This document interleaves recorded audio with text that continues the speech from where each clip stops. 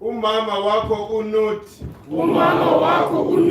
uzendlala phezu kwakho egameni lakhe elingumbozi wezulu uyakuncedisa ukuze ube njengedlozi elingenasitha egameni likamdali ususa konke ububi egameni lakhe elingumvikeli kubo bonke ububi Ndlovukazi uletha impilo evela emanzini kakhulukhulwana uthumela ngezulu wamukela ukubuya kwakho ngaso sonke isikhathi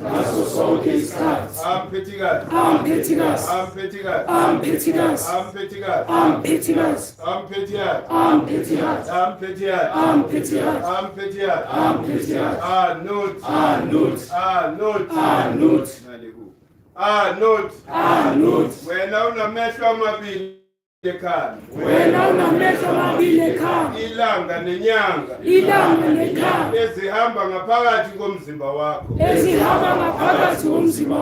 uthathe uHeru waba ngumlingokazi wakho uthathe uSeth waba ngumlingokazi wakho wena Nuthi owazinqumela usuku lokuzalwa kwakho egameni lakho elingupetiyunu yenza isinqumo sokuba ngiphile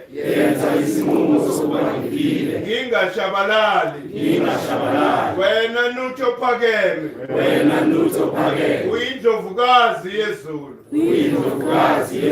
thatha amadlozi nezithunzi zawo nemizimba yawo nokudla kwabo kungcwele nakho konke abanakho kube ngaphansi kwakho kube ngokwakho ngenze ngingabi namphikisi ukuze ngiphile ngaphansi kwesiqu sakho isibhakabhaka emthunzini wamakhiwane Nuthi yenza impilo yami ibe ngeyakho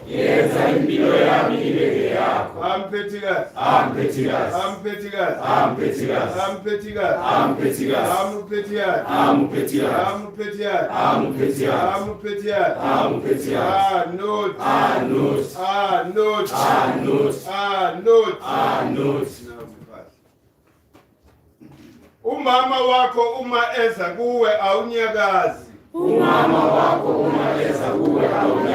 umvikelikazi uma eza kuwe awunyakazi kepha uma uNuthi ekubusisa ngensithezelo yakhe uyashukuma ngoba nguye okunikeze ikhanda lakho ngoba nguye owakulethela amathambo akho nguye waqoqa inyama yakho nguye owenza inhliziyo yakho Nuthi uyaphila ukhuluma nalabo bangaphambi kwakho uvikela izingane zakho enhluphekweni ubahlenga ngenhlambululo yamadlozi bese beza kuwe ngezithunzi zabo amuphethiyathi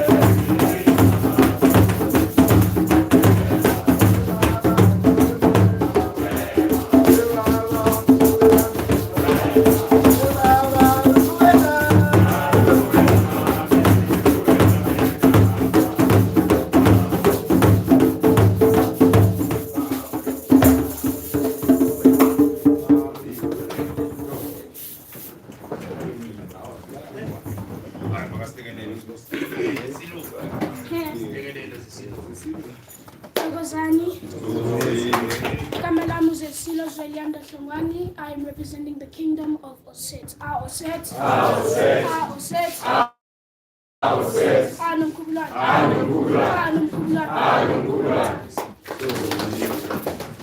Yeah, English today is English. So today's topic is loot and the intensification of the destruction of the republic in the continent. Please repeat again. Okay, so loot and the intensification of the destruction of the republic in the continent. Republics on the continent are the source of our misery. We need to destroy all these evil structures on the continent. When they formed these republics, they killed most of our ancestors. There's no need for them to still exist unless Africans have normalized slavery. We thank you. The era of slavery Anut.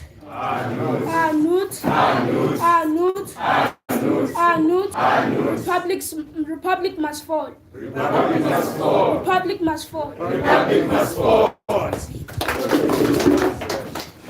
I'll be doing the marketing because my partner is not here at the moment. Cancer bush is 50 rand. Rub, the big one, is 100 rand. The small one, unfortunately, I was too late to get the small one, is 30 rand. Reishi is 150. The ounce of 15 rand.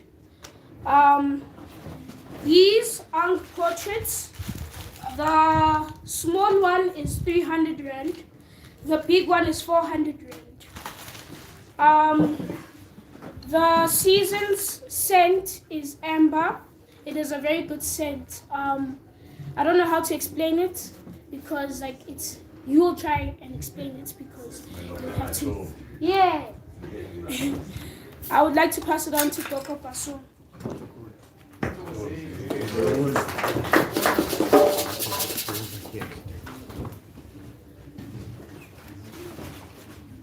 Anut,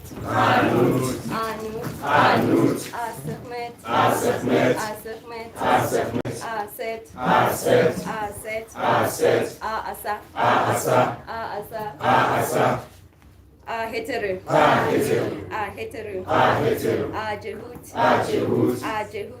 Jehut, Geb,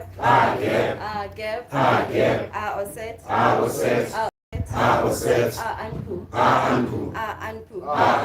Amaat, Anut.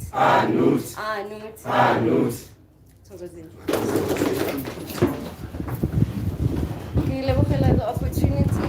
Nna lebitso la ka ke Basetsana Mkhulu.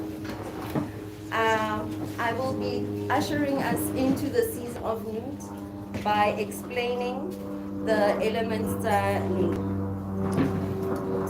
This season ya Nut, the month is Leona ki August, ke kgwedi eo.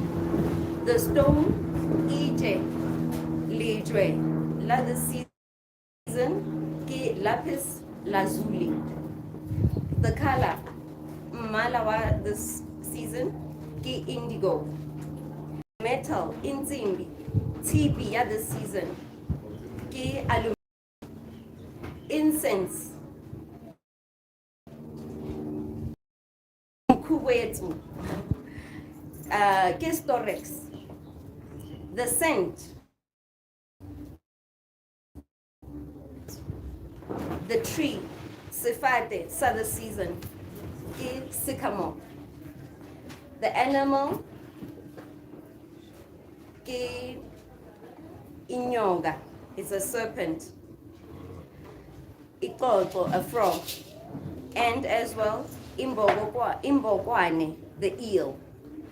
So I'm not so confident in speaking Sizulu, so that's why I'm hoping that it reaches Batswananglena, Mulaitawa this season. Anut, Serpent, Aset, Amaat,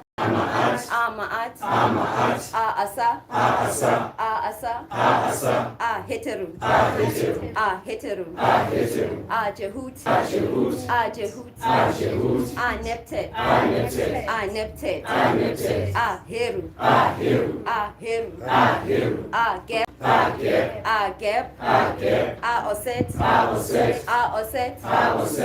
Anpu, Anut.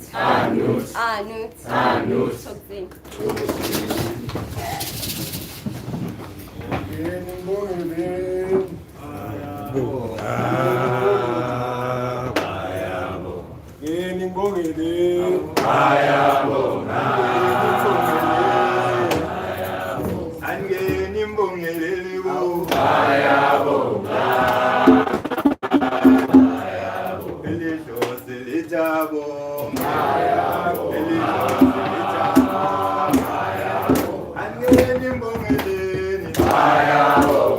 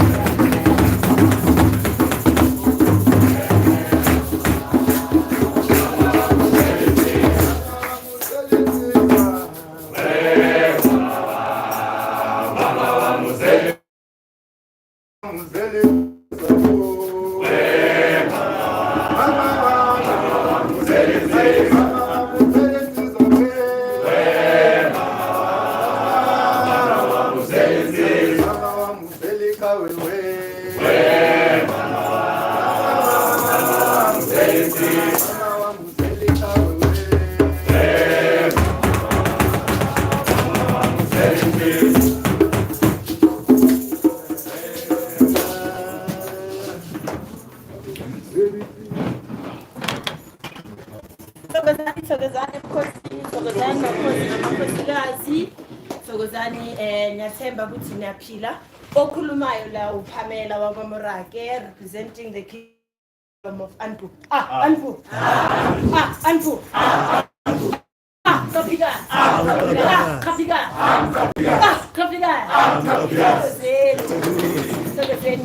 Hey, namhlanje ngifike ngimafulufulu. Lasifika uthe Mkhulu sishaya ihouse. Namhlanje bengishaye kwaito. Bezibuya lapha efreeway ngashasha igate down ngokunzima. Thokozani emakhaya nasesigodlweni saba ngokuba khona kweni namhlanje. I'm just here to make few announcements for inzalo yelanga. Uyazi inzalo yelanga sahamba ke thina kulela viki so celebrate a new year yethu yala Southern Hemisphere. Everybody's welcome to join. I think you guys have heard about the event in various platforms. Some of them from Woo Hustlers, Facebook, our statuses, because we are proud, we boast. So yeah, sahamba senza lo elanga sosuka la ekhaya nge-22 sifike lapha nge-23. sorry, 22, same day. Kuyalindelwa, and then about 12, 1, you drive back here. So there's no need for accommodation. Based on our lists and people who say they want to go, it's 44 of you. Me 44 in same from Kamba, Mara, so Patala is 16. So balance. So we want to urge people to pay. In any other institution, you keep proof of payment. Here it's no different payment. You send it to the WhatsApp number on that poster which you did the payment. It's also between 6 a.m. and 7 a.m. So within that hour, we arrange or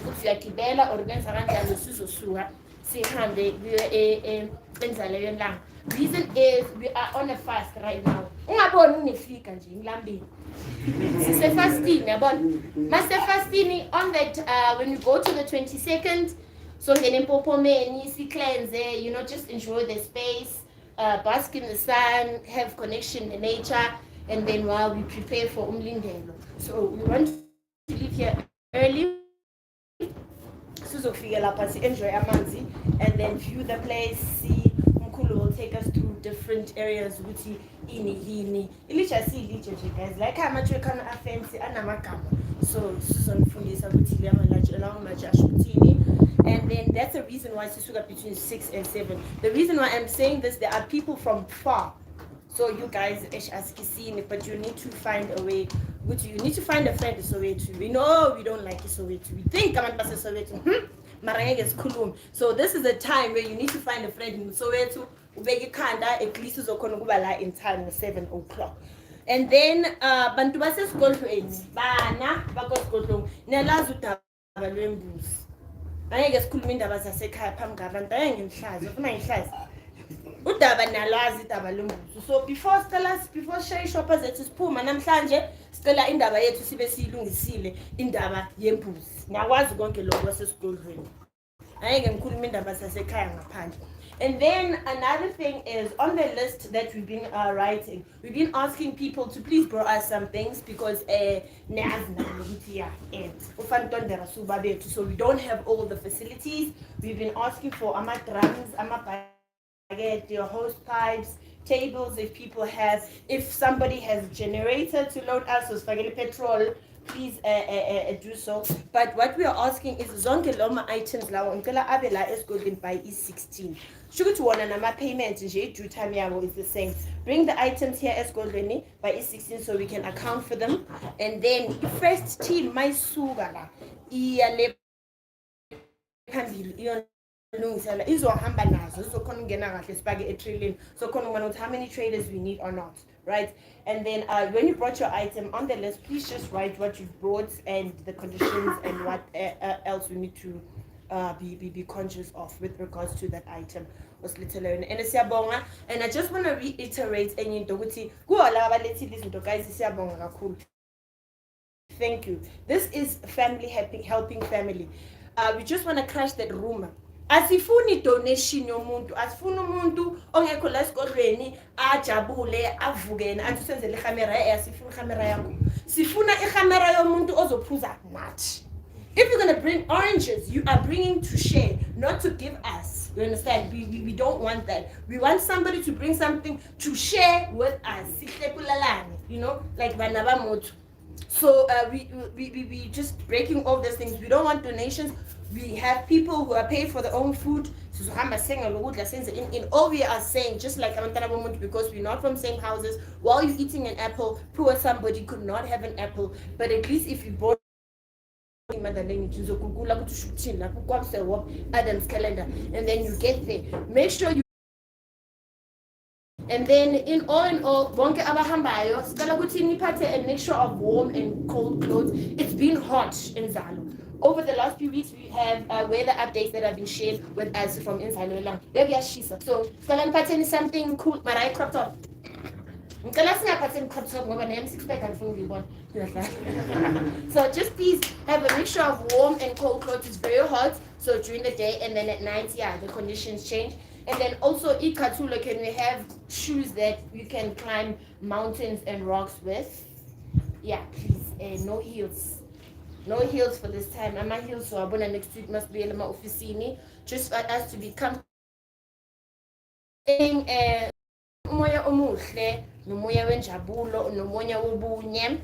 And then ngicela nze namakhandlela green. The reason why siyenza amakhandlela green because so this will come umvuseleli uasa.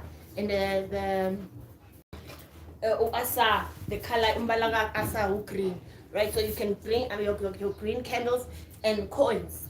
Bantwana basekhemu amanzi ayacela enamanzi ayahlonishwa. Cela ningasibonisi inhlobo.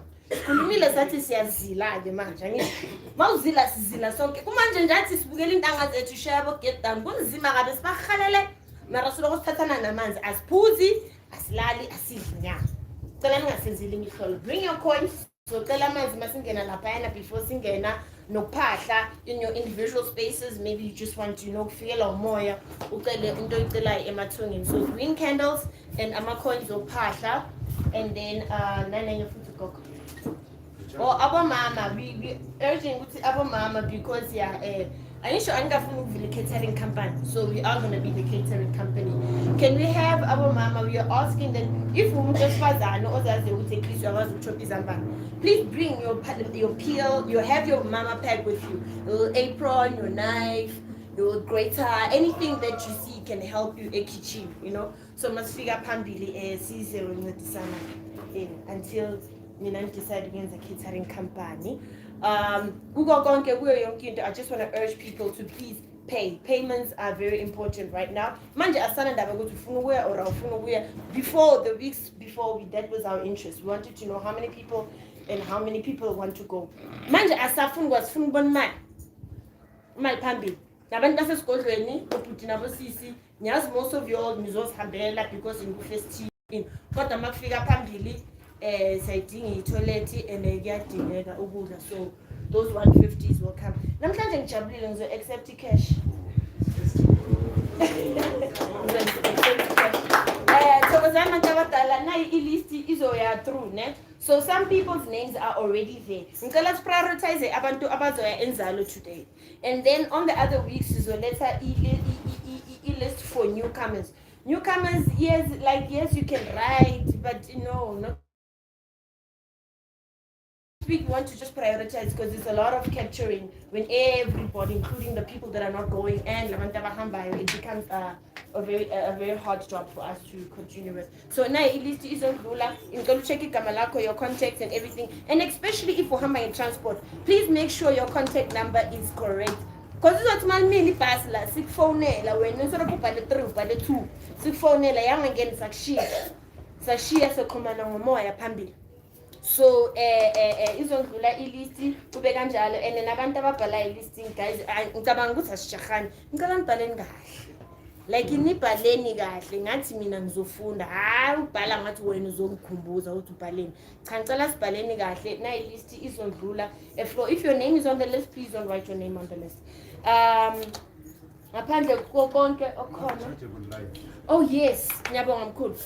Yeah, so individually can you ask people ukuthi nize nama rechargeable lights achargiwe nize nawo achargiwe ningaze thinking ni charge lapha yana bona nize nawo, bring your own portable battery kin lento le lento charge phone, power banks, yes, your power banks, your battery, whatnot. If you have a child, it would be advisable that kids are very sensitive and they're not like us, so maybe sponchinyana ukuthi akhona ikona sizomfunela ikona noma singambalance ngetina lapha yana kuzoba right maningi amatshe enzalo, but sizomphatha kahle yena nje wena just make sure you make your comforts, and then please everybody bring a light. Inkulu le ntaba le mawufuna ukuyale angeke uboleke yamushiye ngobumnyama mawuzithembile abogogo bakho bazokulayitela ama-power bank, and then anything that you feel that we will need enzalo guys, we would really appreciate sihlanganise abantu abamnyama sizenzele into yethu, and then yabonga Mkhulu ngendaba yamalayithi, and then umethepu ufuna ukushiya nge-secret experience laphayana eyaziwa uyayi-one, and then bring cash. I think we'll have stores, and then there's calendar still for sale. Yabona masilayikhaya sinamashop, so please bring cash, bring your happy mood, and then nomoya omuhle konke kuzoba kahle. Thokozani bogogo namkhulu, thokozani mafuthu mafuthu.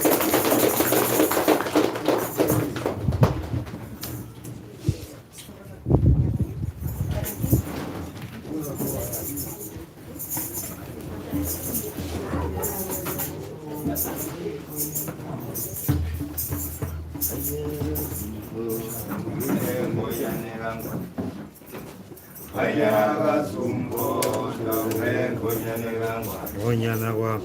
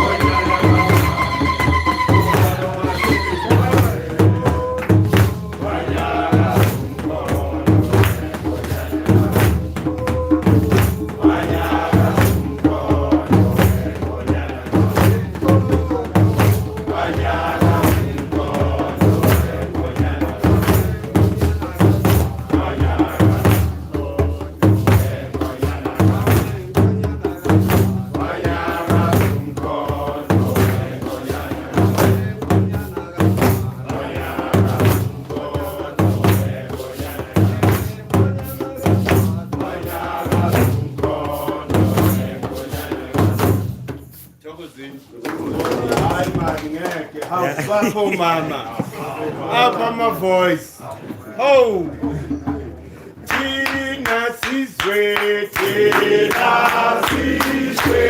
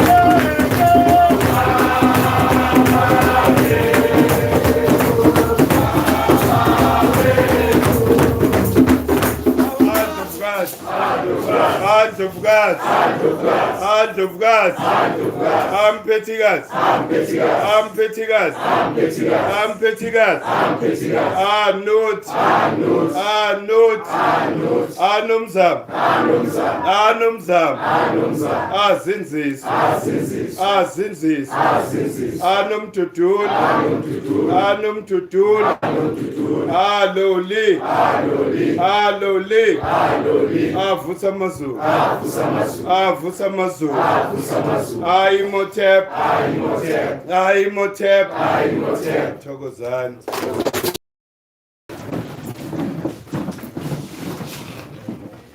Khala mokhe. Ngicela sesilungisele ukuyenzana.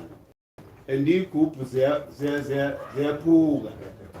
Ziyadabuka igubhu. Yila maringa. So ngicela nje ushaya igubhu angafaki ringa. Enye into sicela ama voice mama, please. Ngoba uThokozani meke ngeke siyafa. Kanjani? Akekho omunye umuntu one voice la to replace uThokozani. Meke ngathi akayenzani ukuzoyenzakalani. Hayi makhosanene. Asijimeni please. Siyabonga kakhulu. Ngithi ngicela ukwamukela wonke umuntu omnyama la ngaphakathi. Especially laba abasha. Kusekhaya la. Siyabonga ukuthi ninyathele ngoba nizosibusisa on a very difficult journey of restoring our character and our being as African people. Yi movement le enida wonke umuntu omnyama emhlabeni to commit towards, especially manje. Sibonga not, not, not, not, I'm petty God, I'm petty God, I'm petty God, I'm petty God, I'm petty God, I'm petty God, I'm petty God, I'm petty God, I'm petty God, I'm petty God. Not uye principle yakhe augmentation, which means ukuthi intensification yayo yonke into besiyenza. Namhlanje there are so many things that are happening. Thina siyabonga ngoba each and every season iyaconfirma umoya okhona. Namhlanje as much as kuthiwa thina ma-Afrika we don't celebrate ukushona komuntu. Kepha ukushona kwaleya fake queen. Celebrate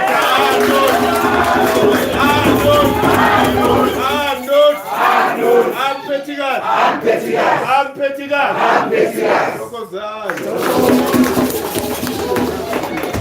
Injalo. Maphetha umveli nqangi nomkhulwane bazosixolela. Kepha the era of an evil, person is over. Into thina kungamelanga sivume. Lo mntwana wakhe can't carry on. We can't agree to be subjects to Charles. Who is Charles in the first place? Remember ukuthi abukho ubukhosi that is genuine. Obungaxotshwanga ma-Afrika. So you can't set up ubukhosi le New Zealand, UK, without the blessing of African people, because the original kingdom from here.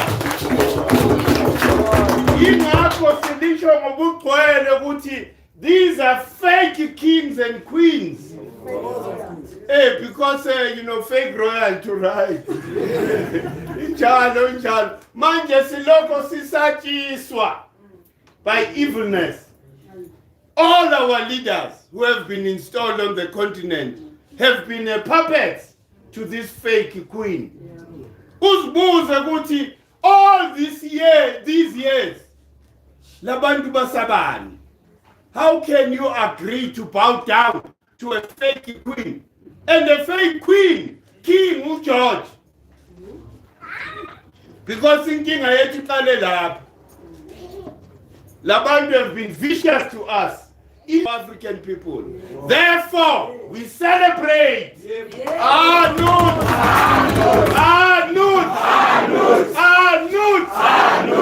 Sasha Moke. Sasha Kuti, we don't have the guns and the bombs. Our atomic bomb, umphaso. Siyabaphasela nabantu. Kancane. Le ndonga ziyawa. Kuwe the biggest one. Hey. Mabuwe Queen, who was the biggest one? Who would have thought she would fall? Kepatina says, Ngoba silok sepa. And nakona ngibonga indlovukazi. Indlovukazi zasesigodlweni. Hey man, azina ntanga. Hey, if you listen to indlovukazi like my social media zasesigodlweni, they have no match because most of the people are still confused. And if the voices are says Godwin, they may act in this way. Siyabonga kakhulu, ngicela sishayele indlovukazi. Hands of God!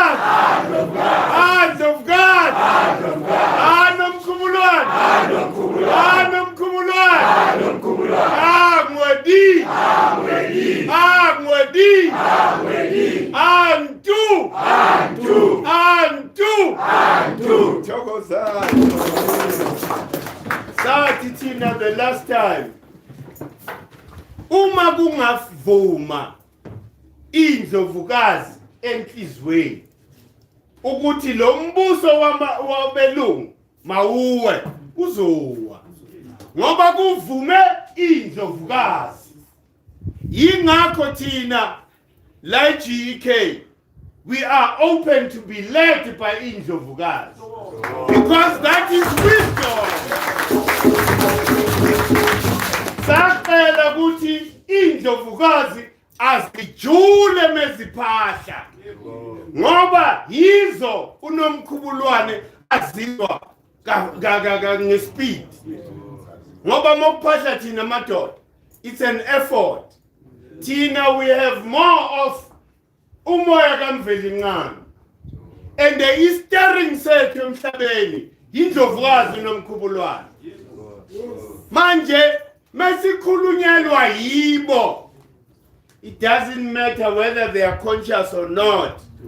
Ukuvuma kwabo mama ukuthi they are leading this struggle to reconstruct the character of an African person. Izolunga lento ngoba angeke siyenze ngendlondlo ngeforce. Sathi thina ukuphahla kuyoyenza ukuthi bayiwe. Bonke bazowa. Ibhosi yabiwile. Sifuna ukuzwa ke ukuthi manje njengoba ibhosi yabo iwile bayaphuma na from the Commonwealth because i-Commonwealth yindlu yemizwembe yase-Afrika. I'm sorry to say this about our people, but injalo whoever is in the Commonwealth uthengisile ngomuntu omnyama, udayisile because they have agreed ukuthi they will be subjects of the Queen. So manje ke labaholi bethu, if they agree to be subjects of this fake King Charles, abahambe bodwa silapho thina. Let them travel that road alone. Thina into esiphahlelayo siphahlela ukuthi kusukume inkosi or inkosikazi that have the heart of a lion, ongasabi lutho, ozosukuma athi I am here to unite the kingdoms again as it was in the beginning. Through the great empire of Kemet. Manje mesibuka. Hey, asiboni muntu. Bonke labantu laba, hey, bakhombisa ubuvaka. Amakhosi asabayo. Yingakho ke manje kumele kusukume thina. We've got to be active. Ukuthi akekho umuntu yazi sifana neintandane eAfrika. Silokho siyakhala ebazalini bethu wona lamakhosi. Ukuthi hey siyafa indlala. We live in squalor. Kepha bakhala nathi. Basemkhukhwini nathi. Ezweni labo. That's the pain of an African person. But siyakuphahlela konke makhehla. Umoya uzosinyulela umuntu all right. Engitheme ngibuka sibuka yonke indawo. Sabona ukuthi ithemba liyafiphala. There's no hope for Africa. Izolo wethe a Zoom conference. Sikhuluma ngeCalender. Sikhuluma about ukuthi how do we move as a collective of African people. But inkinga ukuthi it's difficult for you to unite nabantu abama hybrid. Usabambelele entweni yomlungu and they were then trying to usher a new dawn for Africa. You can never do that. Lento yomuntu omnyama ayifuna ukuxutshwa. You can't be a Christian as well as an activist ngapha in rebuilding Africa. Ngoba uzoba nozwelo. Right? Mesikhuluma iqiniso wena uyahlabeka. Wayikhuluma kanje ngomuntu ngomlungu. Ikingi lapho. Ngoba umlungu has shown us evilness and nothing else. Why manje wena mele uhlabeke? Yingakho ngiyacela please ningabongi invite kulama platform ama hybrid. I'm not a hybrid mina. Ngiyakumthola namhlanje. You will never find me namhlanje ngiphethe iQuran kusasa ngiphethe iBhayibheli.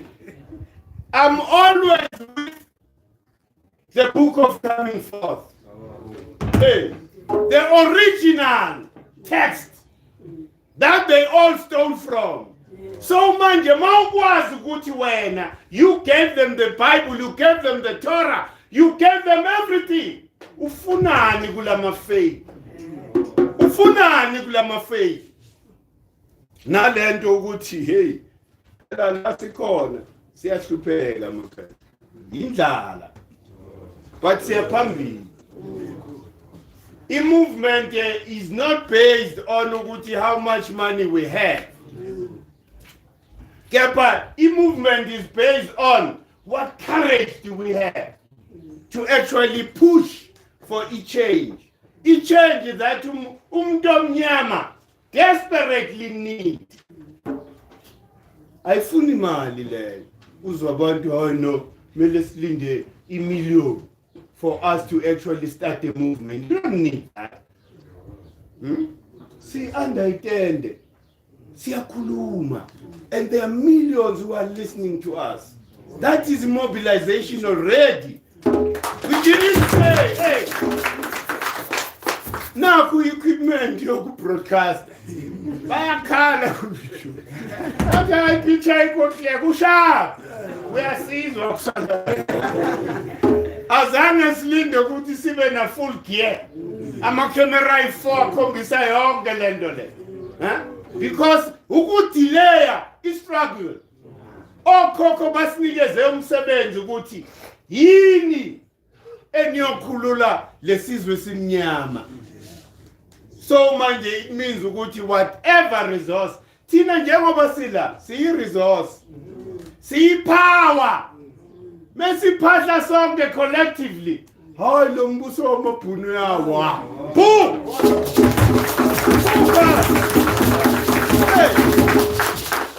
Manje ngiyabonga i-dedication nje abantu abamnyama because lento esiyikhuluma la it's not a hard sell. Lento esiyikhuluma la ikhuluma nenhliziyo yomuntu omnyama, not his head. The head is messed up. I-hybrid. Yepha inhliziyo yona can't be a hybrid. Inhliziyo yakutshela if kuyiyo. Umoya negazi ziyavuma. Angeke uzoyiphikise leyo nto leyo. So therefore it's important ukuthi si-intensify i-struggle. Lama politicians ethu on the continent singabanikezi ukulala. Kumele ba-destroy lama republics. What is the history of these republics? Angene njani lama republics? Kwayona le religion yabo, whether Islam or Christianity, ihamba negazi. Wabulawa okhokho bethu for them to accept Islam. Iyale bomamali. If you go back and research Utoli history, uzothola ukuthi yangena Islam ngesihlungu. Buphu bungcwele lapho. Huh? There has never been a crusade esuka la esigodlweni iphethe amaphanga. Je mongahambi nathi lo.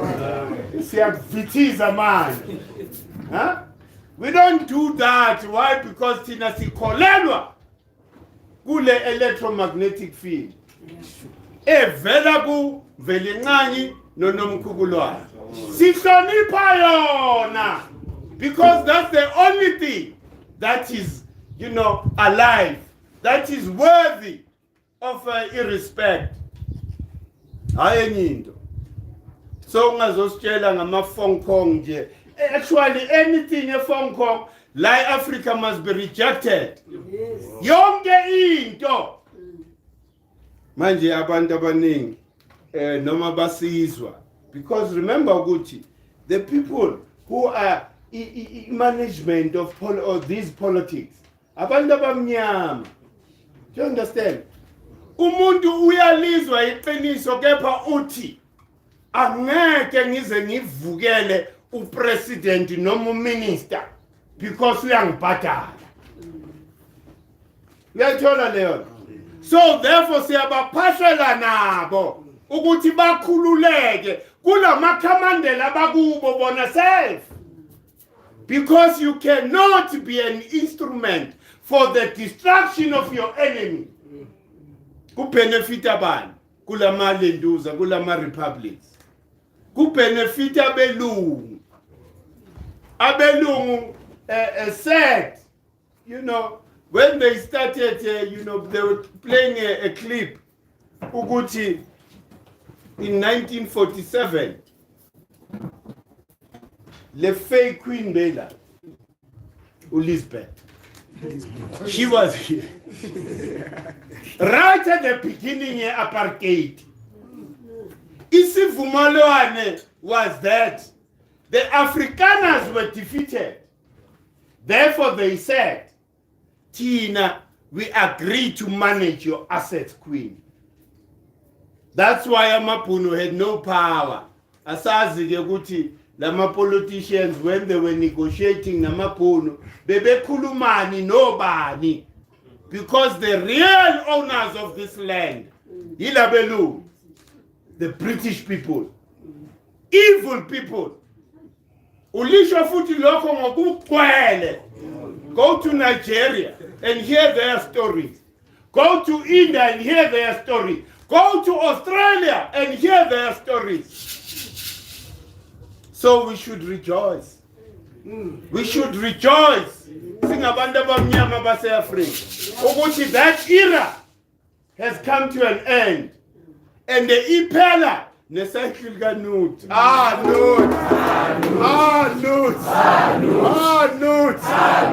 Petty God. Siyabonga amakhetha because i-confirmation. confirmation all the time. Silokho sisho ukuthi i-calendar le esiyiphushayo iyaphila. Le calendar esamba ngayo, it's not an ornament oyibeka lapha. Mawulokho wenza le miphahlo namahubo ka-Nut, we are creating the necessary vibrational frequency ukuthi uNut akuzwe.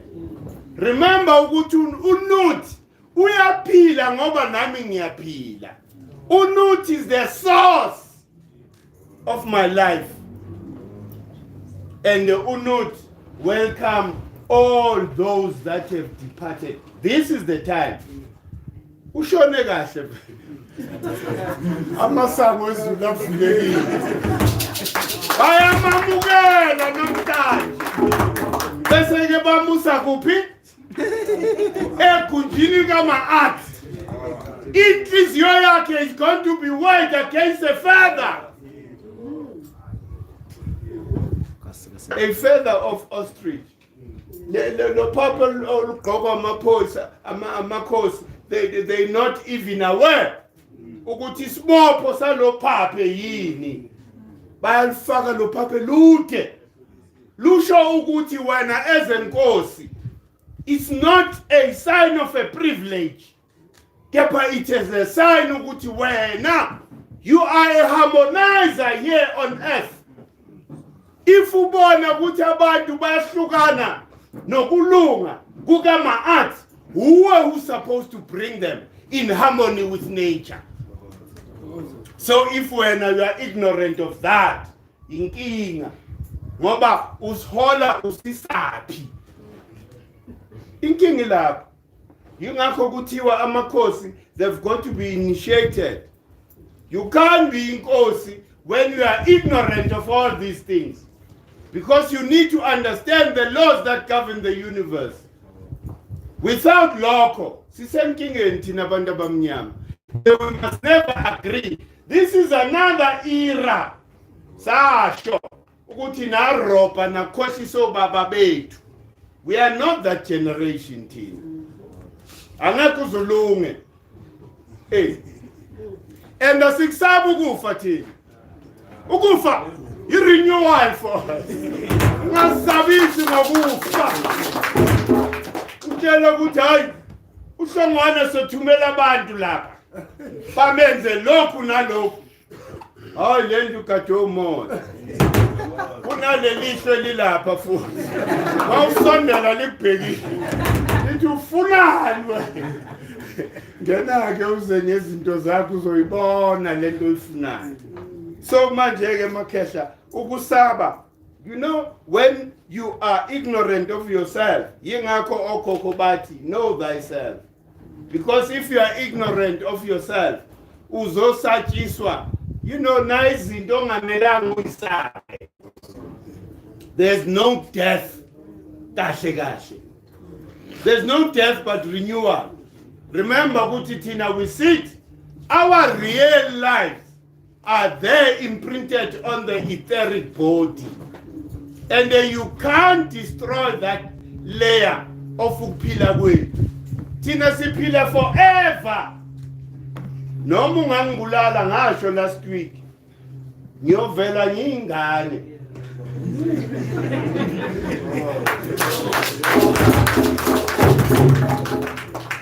Ngiyothi mhlambe umoya uphuma. Na ingane lentuzo ezalwayo.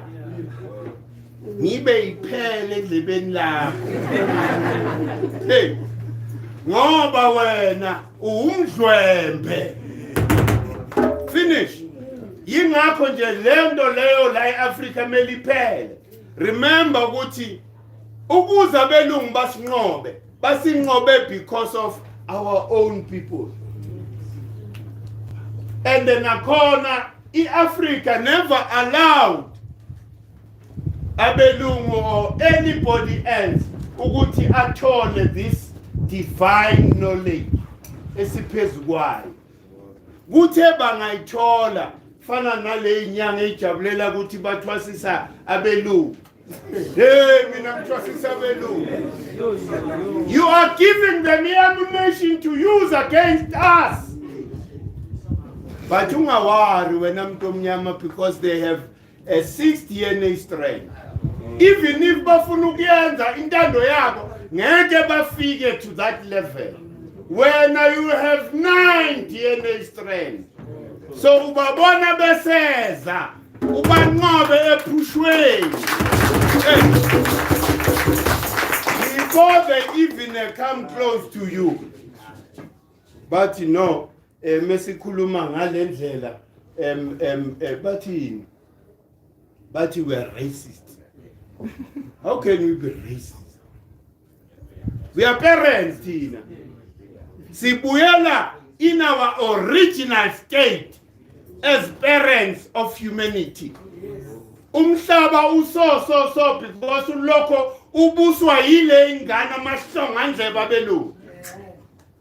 Hey, so la emhlabeni because of la mahlonga ndlebe. Uyenzani ingane ngezwe? Fakuswazi. Ufakuswazi uqondisa ingene endleleni. Ukhona ukhehla conference izolo uyabuza ukuthi manje ke njengoba siza ngamandla ngale calendar yethu, how is it going to affect the global network? Ngiyamuzwa ukuthi ukhuluma ngabelungu. Ngemba uyayisaba ukufaka. Hayi ke isikhathi sokuthi wonke umhlaba ualign nathi manje. Silokho si-align naMun Father.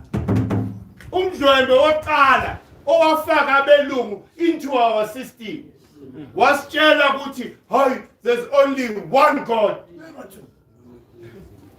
Konke lokho enibeke embeni kwanza nihlonipha hetero ma-art. Nonsense yonke. Wamuva even the capital Kemet.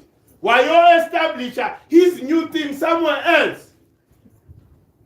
Manje, he was supposed to then be wise enough not to follow the footsteps of the father. If ubaba ubehamba ngendlela wrong, wrong leyo ndlela. Wena unikezwe ithuba lokuthi ulungise wenze kahle for umuntu omnyama. Manje we hear all these stories ukuthi iGlencoe they've discovered lapha eNatal more minerals. Yingakho kunale yankinga la. Bayabuqova ubukhosi bakwaZulu. Bayabuqeda kahle kahle because of our resources ethu. Ingonyama trust bayingenele manje. Bayihlakaza. Uzozwa nje in a few years ayisekho ingonyama trust. Bafuna kwenzakale lento eyenzakalayo manje. Whereby abantu bayawuthola umhlaba back. But because abanikezwa isupport they end up selling. Bathengisela ama-Pakistan manje umhlaba lemakhaya. Near 5,000 Pakistan ithola umhlaba. Uzobaxosha kanjani labantu? Is the very same thing efana nalento kumele si destroy yini Orania. Yinto kumele sihlakaze leyo. Once we take over lokhosi bethu kumele sihlakaze zonke lezo itraka. Because into engiyaziyo ukuthi if you bought something that was stolen, you are a thief yourself. Lo mhlaba owuthengile utshontshwe yilabantu base-Britain bawufaka under the Republic of South Africa. Therefore, whoever bought land unecala. He's a thief as well. Into abasitshela yona ngine-title deed me. Thina siyazi title deed. Sazi ukuthi usikelwa inkosi. Namanje kusenjalo. Uma ufuna umhlaba, uphuma umuzi, inkosi uyabuya ithi hey ubukile ukuthi kunendawo kuphi ikusikele umhlaba akuna title deed la uyawusebenzisa lo mhlaba uma wena ke ingane zakho osomuva uya somewhere else lo mhlaba lo uya kwabanye abantu abawudingayo. So you can't say to me as an African person, hayi uDinizulu uye engaya kuye ngiphethe imira ngathi awuzibuke uDinizulu wamnika umhlaba sebenzi leyo nto leyo ayisebenzi leyo nto leyo. So belungu yonke lento baqasha ngesithupha mesisho njalo thina ngapha sithi baqasha ngesithupha ngoba yikho lento abaqashe ngayo. Umhlaba wethu has to come back. Ukuthi ubani uthengile asifuni asingeni indawo lapho. We're not involved in those transactions. And asifuna uku-entertain nje leyo nto leyo. Okusalayo nje umhlaba wethu must come back and the Lama Republic. Uyabona abaholi bethu laba esithi bagcotshwe ile queen. Kumele babonge banethuba to repent. If they don't repent now, they run a risk yokugijinyiswa. Mase sijaha labelungu sifuna umhlaba wethu, they will be part of that. So ngono, it's better for them to do right by us now. Sisapholila ngithi. Sisaba mame. The day lentibila. Basenkingeni. Amatayo phela. It's just a friendly advice to them, Gucci, please. Ageni bugeni bangabi, they mustn't be blind. They need to read the signs. Ukuthi ama signs athini. And Tina, if they do well, lakithi sinoxolo. Abantu bethu, abantu bakithi. Sizoba amukela back. But manje if bayitshele ukuthi bazofa nalento baxolele ukufa nayo basenkingeni yiwarning nje engishoyo ukuthi those that are wise will heed the call even within these western structures balwele ukuthi lento abasi rula ngayo. Remember, in 1974, the UN declared South Africa a crime against humanity. So we have all the rights. Even in their absentia. City when you presided over Loptots, therefore, all of them. Ageko who's going to escape that. Whoever presided over Loptots, they must know Guti. Hey, Smalindi. Kukhona lengoma kaMtabaruka. Nisayikhumbula. Le khuluma ukuthi People's Court. Ufaka all these politicians a court. Mtabaruka had a foresight. He knew Guti in future what's going to happen. Because sinje namhlanje we live in squalor because of the decisions they made consciously. Kuthi hayi mina ngifuna ukuhamba ngama RR. Therefore I signed to be a subject of the Queen because whilst I'm still alive all the riches will come to me. Ukuthi umuntu omnyama uthini kwenzakalani asinkinga yami leyo. That is their attitude today. Kepha liyeza lelo la. Siyabaza ngithi. Bonke babhali. You are a minister. you were MEC, you were this, you were that.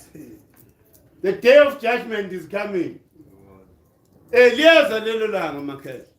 So manje ke isixwayiso nje ukuthi la bekhona, let them do, you know, the right thing. Bazi save bona self. And then into esisho, which is a, you know, a practical thing. We are saying South Africa kumele ibuswe ngendlela lama fake langa azibusa ngayo. South Africa at the top kumele kube namakhosi manengi nalamakhosi mhlambe by 14 or something. Angisakhulumi ke ngezindlu ezincane, sengikhuluma about the major ones. It means ukuthi kumele kubuyelwe to the original structure se-ANC. Originally i-ANC ibinamakhosi on top, then ibene management structure labantu aba-engage nawo wonke umuntu, kepha i-vision came from the kings. The people who funded the 1912 amakhosi, they sold their cows to assist ingane zabo ukuthi zifome lo mbutho, i-movement le besiyithanda sonke. Kepha because of kwangena abelungu namajuda namandiya entweni yethu, the structure sobukhosi disappeared. Nobody can tell us today ukuthi what happened to that royal structure. Why? Because I'm a communist. The Communist Party didn't want to hear a thing about ubukhosi. Even today, there's this guy Paulo Jordan. Angazi amakhosi amenzani. Akafuna ukuzwa niks ngobukhosi. Uyinzalo yamakhosi yana self. Kepha ubuka ubukhosi as being barbaric. Why? Because bona bafunde boma Sussex. Yonke lenda mina ukuthi umqondo wabo and their thinking and their perception is shaped by Western thought. That is why you will end up, you know, coming to that conclusion ukuthi ubukhosi is nothing. And ubukhosi is our center. This is what centers an African person. An African person can be ruled without ubukhosi. And umuntu omnyama lento ye-democracy hayi thina siyazi ukuthi mina ngizoba ne-right ukusho whatever. Umuntu omnyama wazi isiqondiso. Kuphuma isiqondiso enkosini ukuthiwe kuyalwe. Oza ngapha eceleni uyazi what's the result. This is how thina i-DNA yethu injalo. Remember ukuthi before whether iqiniso or not, kuthiwa ushaka never compromised. If uhamba uphambuka nendlela, hayi bayakuhambisa bathi uyolusa amathatha ndoda. Wena uyena umuntu if kungenzakalanga lokho uyadingiswa. Ngoba remember ukuthi i-unity yomuntu omnyama it was so strong. Ngikhulume ngestory sendlovukazi uNandi ukuthi inkosi usenza ngakhona yangena uNandi ngaphambi kokuba amenzele kahle izinto zakhe amshade yonke lento le. Ontanga bakaNandi, they went and revolted esigodlweni lapha egcekeni ukuthi inkosi isithukile, because now you have broken the moral code of the community.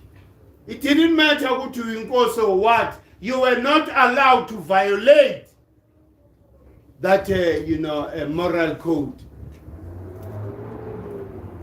So umuntu omnyama, we need to go back there. Ubukhosi, remember ukuthi inkosi yangempela inkosi erepresenta umvelinqangi nonomkhubulwane. Yingakho kunesigodlo. Isigodlo represent that electromagnetic field. Ewelela kundlovukazi, iwelele nasenkosini. Yingakho kuthiwa inkosi umlomo ongaqambi imanga. Ngoba mawukhuluma into kumele ibe njalo. Ngoba wena uqhumene nomvelinqangi nonomkhubulwane. That is who you represent la emhlabeni. Thina sizwa ngawe ukuthi kuyoba njani kusasa. Manje if you remove umuntu omnyama from that structure, we are then destroying umuntu omnyama. Kuthiwa abelungu, when they came, they started emakhosini. Benza ukuthi amakhosi kube yiwo who then colonized their own people. Kuza umuntu athi hayi ngizwa ngathi levangeli labelungu lenza khona. Awu jabezile. Usukhuluma kanjani manje? We understand? Kuthiwa nenkosi, unkosi ucetshwayo. Inkosi ucetshwayo yathi meyiboshwa yamukiswa le St Helena. Kepha mengizwa bathi meke lapho wayicelela.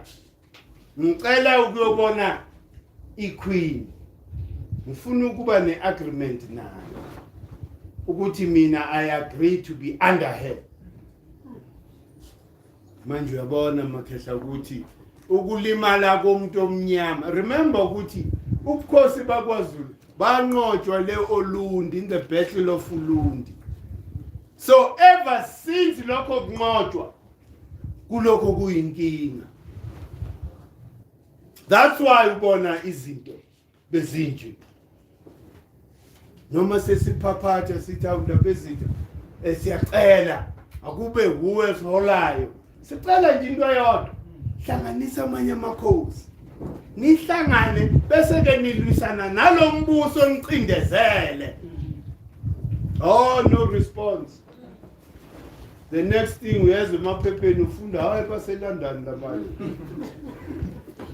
Manje mele si understand ingakho it's important ukuthi lezi zinto siyiqonde ukuthi kahle kahle salimala kuphi. It's a proper diagnosis so that we are not repeating the same mistakes thina. Mina ngafunga undaba ezithi emangwaneni and simtshelile la sathi ke wena ke indaba ezithi angeke ukwenze lokho. You will never betray us. Ngeke samtshele hleli la silungiselela nje ukuthi semangwaneni nje sonke very soon. Installation yakhe iyeza nje very soon. Kepha ngizobe ngila. He will never sell us.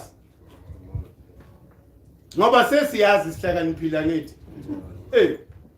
Into engichaze ngayo indaba ezitha uthi Hlongwane yazi ngakwenza konke la emhlabeni. Ngenze wonke amaphutha. Kepha inkinga yami ukuthi mase ngifika ngalezweni lokhokho ngiyophendula ngithini. Yazi into mina eyanginikeza icomfort ukuthi usaba umoya akasabi umuntu wenyama ngoba uthi engwane umuntu wenyama ngaza la azonginikeza imali ukuthi ngidayise ngezwe lokhokho. Kepha ngiyophendula ngithini kokhokho ngoba lento engiyiphethe yabo. So yinto ke nathi okumele sihloniphe kuyo yonke into esiyenzayo. Yinto nami engivimbile nami mhlambe ngaba mebillionaire. Ngize la ngimkhohlise bese ke beza kimi bathi hey Hlongwane awuyeke lento yenzayo. Hawu sengiyamukela la sengiza la kini hayi reconciliation maka. lapho nazi ukuthi mkhulu phelile bamqedile manje ke we need to be strong kunzima but the future is very bright for us.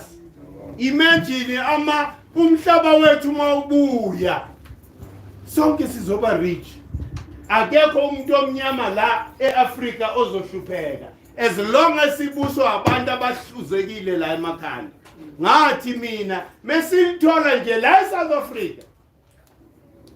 Yabona njengoba uhambile sifunani kulo Charles reparation. They must pay us for everything they stole from us. Even the Colonial diamond must come back. It must come back. The Colonial diamond affected so many families. So therefore, our riches are coming back. Ngasho futhi ukuthi angeke silwe. Siyele pretend siyola ikhona into ezobashisa. Yazi bashise la emzimbeni. Bavuke ekseni bathi hayi thathani lezi zinto zenu. Remember ukuthi sathi lo moya obo activate. Remember kufana nale the golden stool yaseGhana. Remember nale drum leli bayibizana ingoma. Yasevela. Ama artifacts anjalo were energized during isikhathi salomoya bo prevalent at that time. Lomoya wafika icycle ukuthi hayi no that cycle ivala yonke into. Manje lomoya ozozi activator usekhona manje. That energy is here. Yiyo le engathi. Remember ukuthi for over years silokho sizwa ngabantu shokuthi sizwa njengezitori ukuthi kunabantu abandiza ngomshanyelo. Yitori it has sky experience but sizo experience man. Physically. Because umoya onjalo osupporta lezo zinto is here now. The other day indlovukazi uLenduza indlovukazi le eAmerica ugogo Nkanyezi ungithumela imessage ekseni uthi Mkhulu iGermany has agreed to release all the artifacts ama Africans.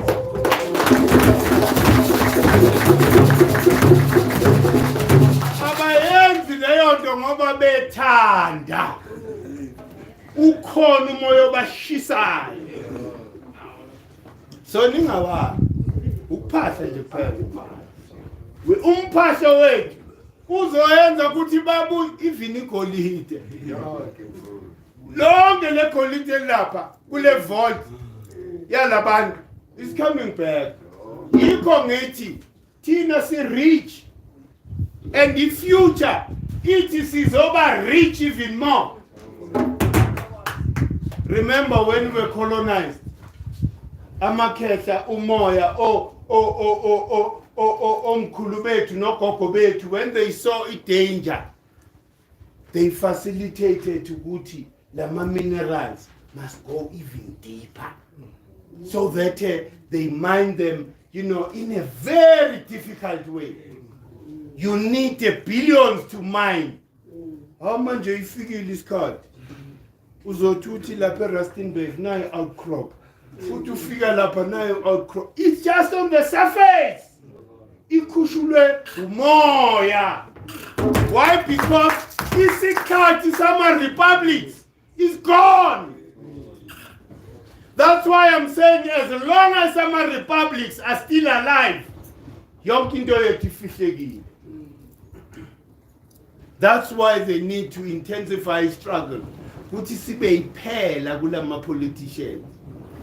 Ukuthi bayeke ukusigovernisha ngalendlela yabelungu because kuyasihluphekisa lokho. Kulokho kwenzakala ama earthquake. Uzwile amahemhem ukuthi iSouth Africa ine oil. ilokhu yehla le oil ilindelo lolanga la sithi hayi umhlaba wethu ubuyile khona uzothe jardini politics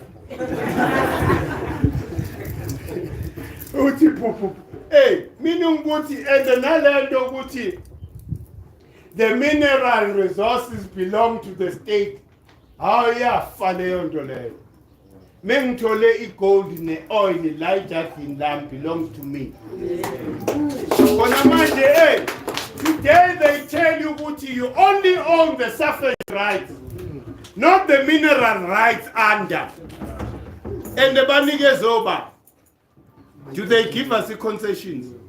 They don't. They give it to Australians and Canadians. They own most of the concessions la nalama abo Anglo laba abo Glencoe yiba ba owner lezi kepha manje isibanye gold bazovala labantu. That's why kwenzakala all these atrocities now ufa abantu kangaka because umoya usabafuni. So umoya is going to facilitate ukuthi yonke into abayenzayo it must be difficult until they close shop bavumele umnikazi wendawo ukuthi kube huye. And before remember Bob Credo Ati, there could never be a mining eyenzakalayo ngaphandle kokuthi indlovukazi ziye ziyocela ziyophaphata emathongweni ukuthi cha nakho esikudingayo lokhu sikudinga ngoba isizwe sizophila. Yikho indlovukazi in our lives are very important. Umlungu usenze ukuthi sidelele indlovukazi and lokho kwehlisa amandla ethu. So kumele sibuyisele isithunzi nenhlonipho again to a female energy because if female energy yiso is stirring uthola ubaba ayibhubesi la estradini kepha meke fike endlini ugogo ukhona ikhona indlovukazi meze kubhesi and bongafika kwakhe ebusuku ngamshange impama umbenzeni ngoba umama ukhona sabumama. Do you understand?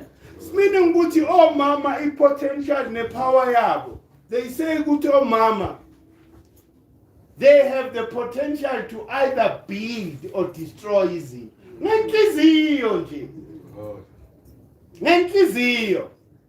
So yingakho ke nabo mama singabe ama-victims bethu nobaba siyakuvuma ukuthi nisihole kepha manje ningathi-ke because niyasihola bese-ke nisiphatha ngenye indlela ugcina ungilalisa etoilet endlini.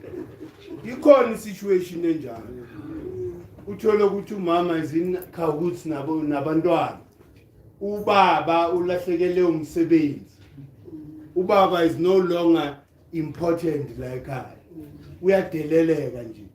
Why? Because akasakhona ukubeka ukudla on the table. And the first thing omama bayenza ukuthi babeke icriteria ukuthi kube imali that determines i-value kababa ekhaya. Lokho kwabulala ke the family structure. Yingakho makubukwa kwenza i-comparison throughout yonke South Africa. Abantu abamnyama are the worst in terms of family structure. Our family structure is destroyed because of imali. Ubutsotsi balabelungu nalama politician benza ukuthi when umlungu is trying to destroy the black family uza ngento engathi yinhle. It's women empowerment. You understand? And wonke umuntu uvumelana naye kanti yena une agenda ukuthi ngiyazi ukuthi menginikeza umama imali kuyogcina, because all of us are still in this confusion, kuyogcina umama adelela ubaba endlini, therefore ubaba becomes useless. Azagcina ukuthi I know I would rather ukuthi ngihambe ngiyohlala emkhukhwini kunokuthi ngilokho ngitholana ne-stress. You know how difficult it is for indoda not to be able to feed the family. It's the worst pain a man can go through, because by nature, Tina, we are hunters to make sure that all mama are taken care of.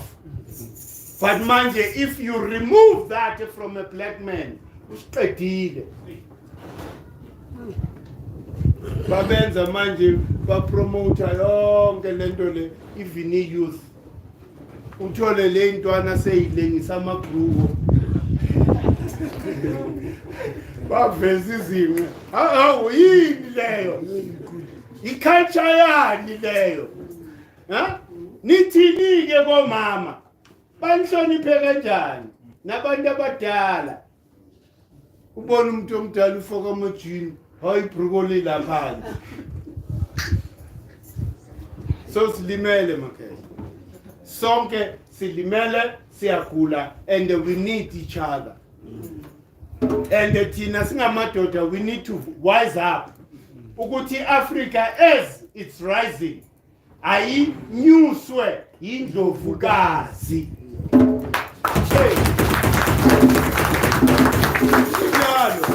Because that is wisdom. Ubuhlakani lokho.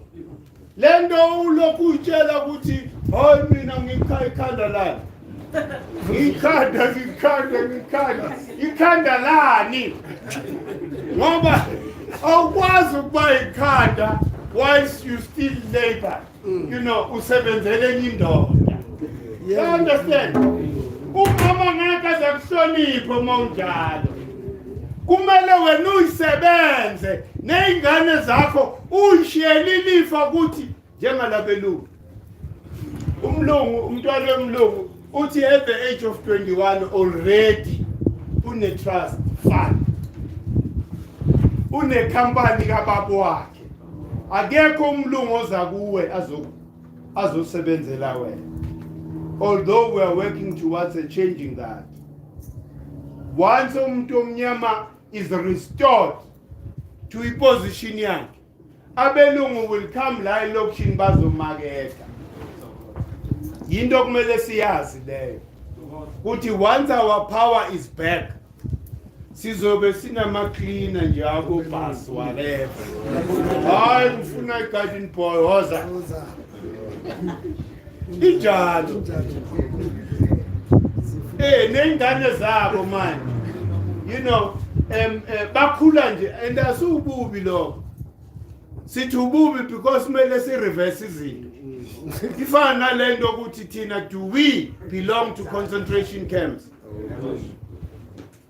Angithi izinto mele ishintshe. Sibafake kuma concentration camp. Thina soccupy lezindlu zabo lezi. Ngithe mina nibheke mawuhamba la eJozi. Just check the stands up. Izinto masithi.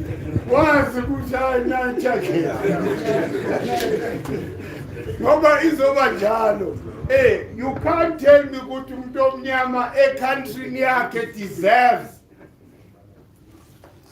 ukuhlala ku concentration camp. Phela ama concentration camp aqala makufika le colonialism. Thina siyazi lento ukuthi sihlale emalokishini. Njenga la ekhaya. Mhlambe ukusuka la ukuyofika le office umuzi wasekhaya lo. This is how we should be living. But manje nobody is even thinking of moving us from these concentration camps. It's like umuntu omnyama vele uzalelwe lenhlupheko. It's not like that. And we need to change it. Ungathi futhi mesichinja usikhuze wena umuntu omnyama. Ngoba siyokhulwa uwe cha. Uwe ozobumile lapha esentini. For me, lento uzibona hayi ngamthinta ubhasi wami. Don't come any close. So dudula wena. Ngoba siyeza leso sikhathi. Mesiza vele, you know, sizofika ukuthi sizobe senza into right. Kuthiwa uma art says mawushawa ngempama ngapha uyisela ngenqini. Big one. Uma art lo. Hayi ukuthi uzomtshela ukuthi ubuntu banda. Akunabuntu kulento yenzayo. Ushawa ngapha unikeza lesi. Akunabuntu lapho. Ubuvaka. If inqindi ngekho strong thathi isiliche la. Zithize ngelinje. Uzofunda isifundo ukuthi angalinye akushaya again. Asibuyiseli futhi ububi ngobubi. Kepha senza we are going according to the dictates of my art. Balance. Balance meaning ukuthi negative and positive they come in harmony. Hayi ukuthi wena ulokhu wamukela, silokho siyamukela thina singabantu abamnyama ever since. Hayi no, kusokufike iCovid, hayi silapha. Basijova ngenkani.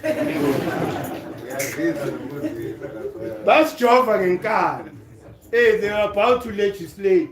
Angazi bastope ku. Bese beyikhuluma lento ukuthi they are going to force people to bajova. Iphelele phi ke le COVID? Evil. Yeah? Iphelele. Ngoba iphelele moyeni angisezwe bakhuluma ngayo. Nase TV. Mengena bobona that evil structure le. Lento le symbol yakhona le. Already nje yak-destroya ngaphakathi. Mawubona nje lana. Shokuthi they are instilling fear empilweni omnyama. And thina makhesi. Remember ukuthi i-DNA yethu i9 iyazilapha. Right?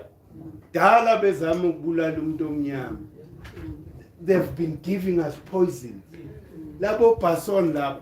They've been poisoning our water. But manje umoya uyasiphilisa thina. Thina sithembele emoyeni kakhulu. Ingakho kumele sivuselele lento yezibhedlela zethu. Imizimba yethu ibhedlela. La ngaphakathi kumgogodla wakho. Kuhamba what is called the electromagnetic field. Lento esiyibiza nge-golden meridian esiya kuyo enzalo ihamba la ngaphakathi kwena. Ngathi mina umuntu akayijwayeze ukutsipa before ulala. Unyuse deliberately and intentionally unyuse le energy that lays dormant at the base of your spine. That is your hospital. Because as that energy goes up, it cleans and flushes all the organs in your system. And thina sihamba ngesikhathi siyazi ukuthi sibuya esikhathini sika Serpent. Amlaphikazi.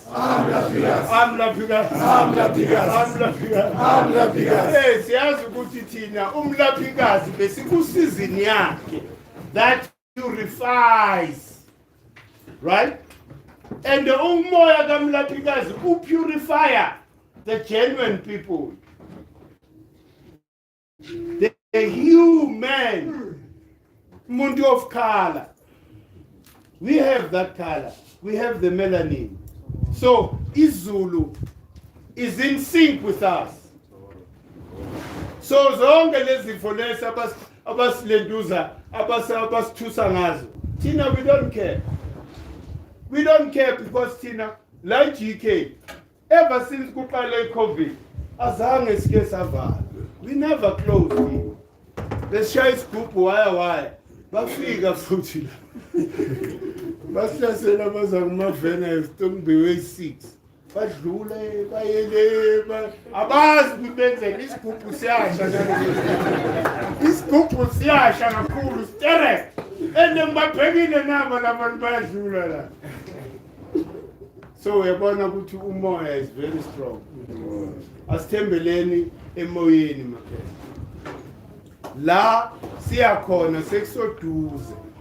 Njengoba sokuwe leandlu le. Ngizwa bathe Britain kune uproar. There is a riot. Why? Because kukhishwe the pictures of the queen, the fake queen, not that one. Benza the Hitler symbol. So the youth in Britain are very angry, but they are monarch. So niyabona ukuthi these are the signs.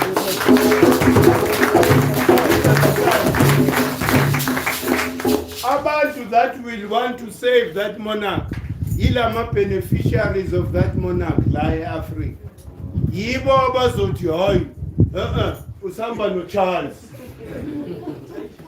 And abantwana base Britain bathi ayiwe lendlu.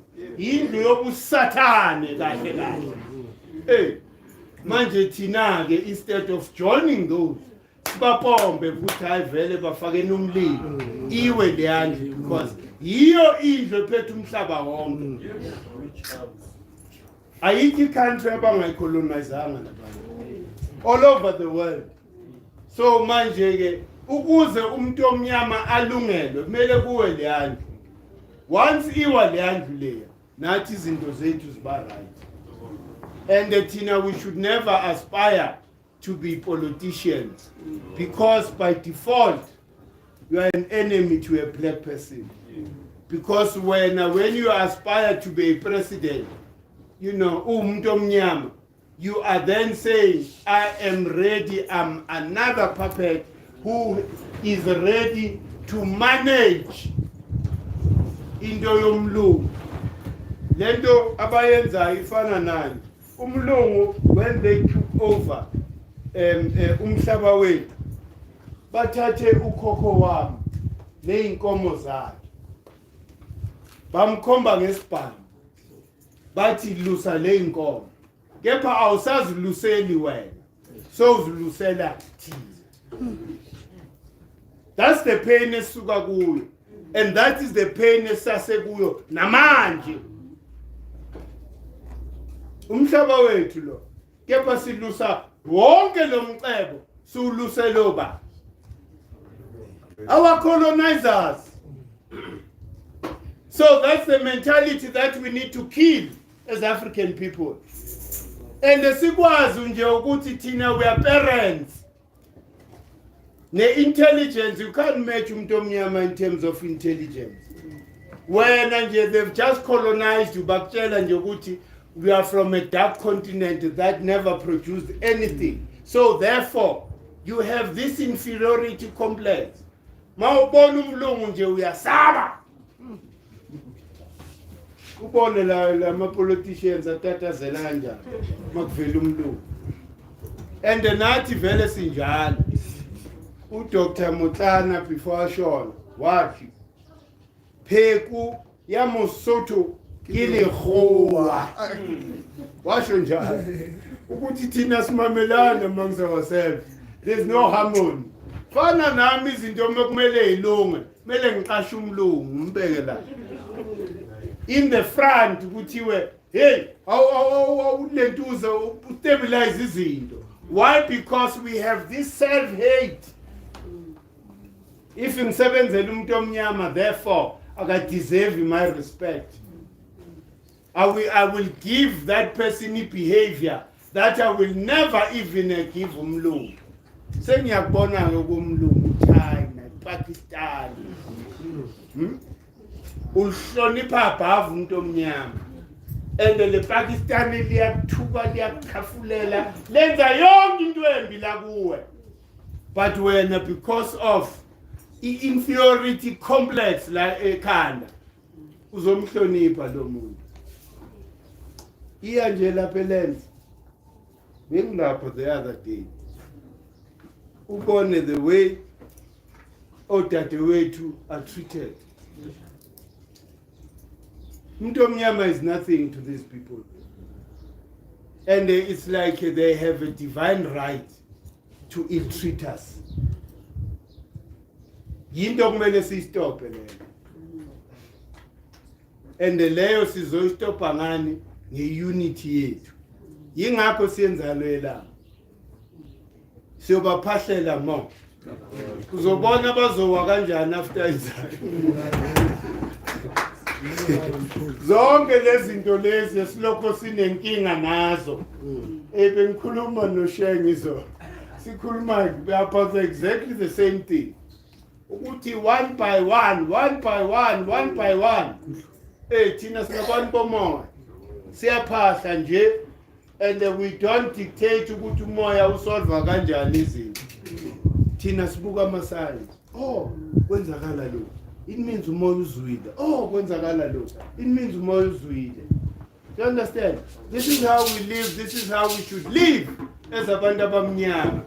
Lento ukuthi ulokhu utshela wena uziconfine and think of yourself as umuntu wenyama. Cha. Into ephilayo la ngaphakathi kuwe yilo moya. You are spirit before you are flesh. Yingakho ke we must reject ukuthi sibuswe abantu ababuswa inyama. Ego. Ego has been ruling us right through. Lama republics nje are presided by abantu who are full of ego. Uzwa. We sent a letter. Nakhona sicela ukuthi khona friend ehlangane nomunye la. Hey man, thumelani letter lapha ku president. Nisho izinto enifunayo. Akuphelanga 20 minutes, a letter of rejection was received from us. Akuphelanga 20 minutes. Bathe mebebona African Calender bathi chiyeke bathana bake la. Abanye abantu will be diplomatic udlulilanga ulokhu uyibuza. Hayi. Bona immediately. That's the president. The head of our country. Ingane zakhe ziyakhala. Into besicela nje kuye. Siphe i-generator. Nama-toilet, that's all we need from you. Ngoba isiganga leyo ndawo okumele ngabe uyideveloper yafana njengeMecca. Uyekile inje. Kumanje kunamabhunu who are trying to privatize leyo ndawo. The government yethu is listening to them. This is our spiritual center, our place of pilgrimage. Idlalwa belungu. Thina manje kumele siyocela imvume kulezinja manje. Ngeke kwenzakale lokho.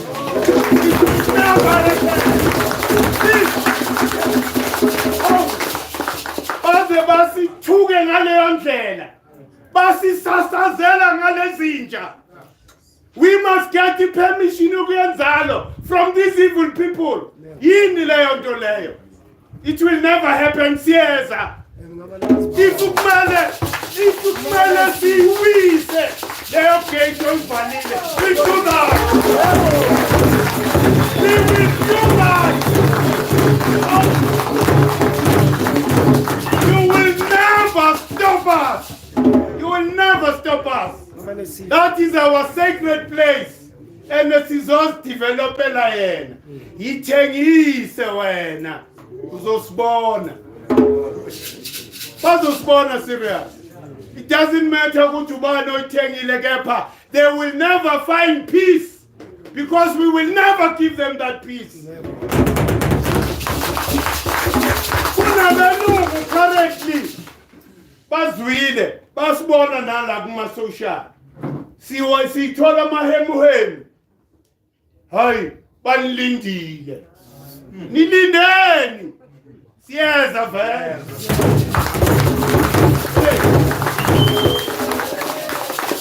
And the buyers, the last time they did that, membezwa ukuthi GK is coming to Enzalo.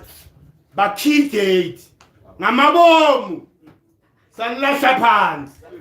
Sizolwisa futhi. Hey, we're going to bring it down. That's the type of pain that we go through. We are like fatherless children. Oh, Baba Bethu are rejecting us. They are sending these evil people to us. Deal with them. Deal with them. Vele. We will challenge them. We are not afraid to challenge you. Hey, about Michael Tilinja, let's They want to privatize Inzalo. And we are not going to let them. Tina manje mokumele uzwa abelungu banendawo yabo lapha eFort Tracker la ePretoria. It's under their control. Ihlonishwa oSiril. No evil. Kepha indawo zethu nobody cares because indawo yomuntu omnyama. Okokuqala, they are ignorant. uCyril is ignorant of inzalo elanga. Is ignorant of bluff. They don't know the importance of these places. Yingakho basithengisa kulabelungu. Thatheni land. Ngoba izoyenza abantu abamnyama ba-unite. That's how much hate they have. That is what I call self-hate. Because you hate yourself, Cyril. That's why you are treating us, in that way. You will never find a leader of a Jewish people behaving njengalezi lezi. The leaders of a Jewish people who fight for their people. You can never go to Israel. Ufike lapho uyotoya uvale itempeli yabo. They'll kill you. And then be justified to kill you. Nathi usivimbe nje. Uzotholakala.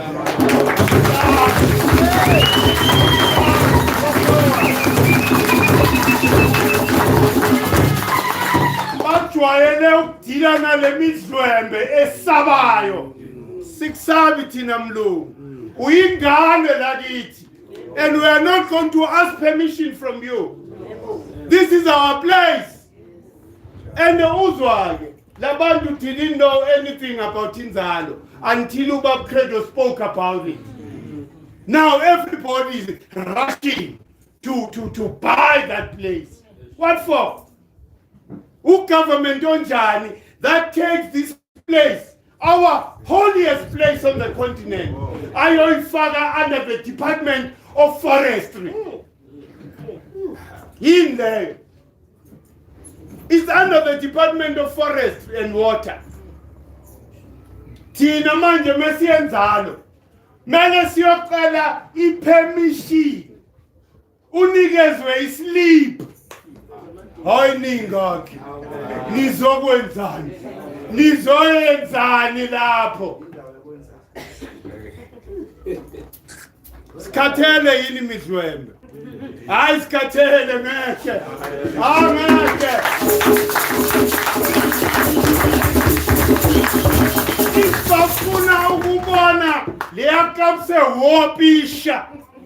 Let them try. Abazama ukusivimba. Bazobona umlilo lezinjalo. Manje mele siye manje to our holy place ngeinhliziyo eyisindayo. Yini leyo nto leyo? And they didn't care about this place. As soon as they saw ukuthi umuntu omnyama is now coming in numbers, they start with their attitudes.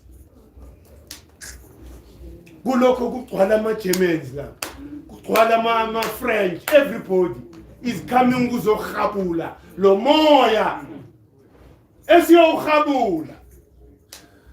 Hayi no, because manje sokugcwala abantu abamnyama. Mele hey hulumeni anivaleni leyo. And foolishly now labantu abamnyama, they agree Mengizwa currently, they are entertaining privatizing that place. Lemidlwe mesebenza lapha ku Safcon are entertaining that thing yabo Tilinja. It's not going to work. Yinto sizoyifela ke. Yabona uma kuthiwa sife. That's one place esizoyifela ke.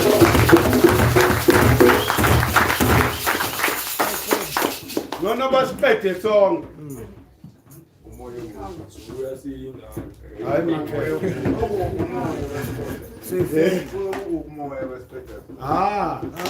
Singangotshani ushaya aba imillionaires ngeke basiqede okusalayo le ndawo yethu. Nobody is going to dictate to us ukuthi mele size uzwa bathi hayi anikwazi ukuya lapha bese ke niyabasa. How? Kanti utshani buvuswa yini? Utshani obudala buvuswa umlilo silima. Hey, you need to burn so that kukhule utshani obusha. We are in that season angithi manje. Utshani obudala mele bufe. Ubulala ngani? Hayi ningazoshisa. Uzobenzani? The worst thing, they've commercialized that place. Part of Inzalo Yelanga, our holiest place, is now a commercial place. I-ownwa usapi. I-ownwa usapi. Yonke le ihlahla osibona lapha eNzalo. Indawo kaSapi. So labantu bamamela uSapi instead of abantu abamnyama, who are saying you can't commercialize that place. Ungayo commercialize Mecca. Can you do that? But in our government can do that to us. Simple things nje. Ezikubonisayo ukuthi thina asinama leader. Sinabantu nje who are easy. It's easy for them to sell us out. How do you allow uSapi to continue doing business lapha instead ukuthi uskampele yona le ndawo le? Ifana nani lento imifula esigeza kuyo. Bomnomfulo omuhle la eOrlando besiya kuyo.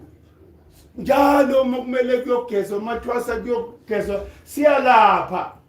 Hayi bona bafika bafaka ibridge. Bayibulala yonke le nto le. And I remember abantu who were doing that construction ngakhuluma nabo. Ngathi anikwazi ukuyenza lento.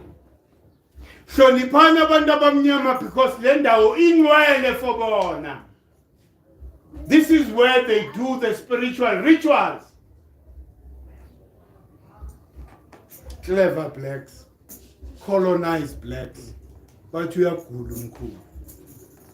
Hey, isafana nayo lento le. Yikho ngiba surprise nje all the time. When they call me for an interview, into bayibuka ile gama lika Mkhulu. But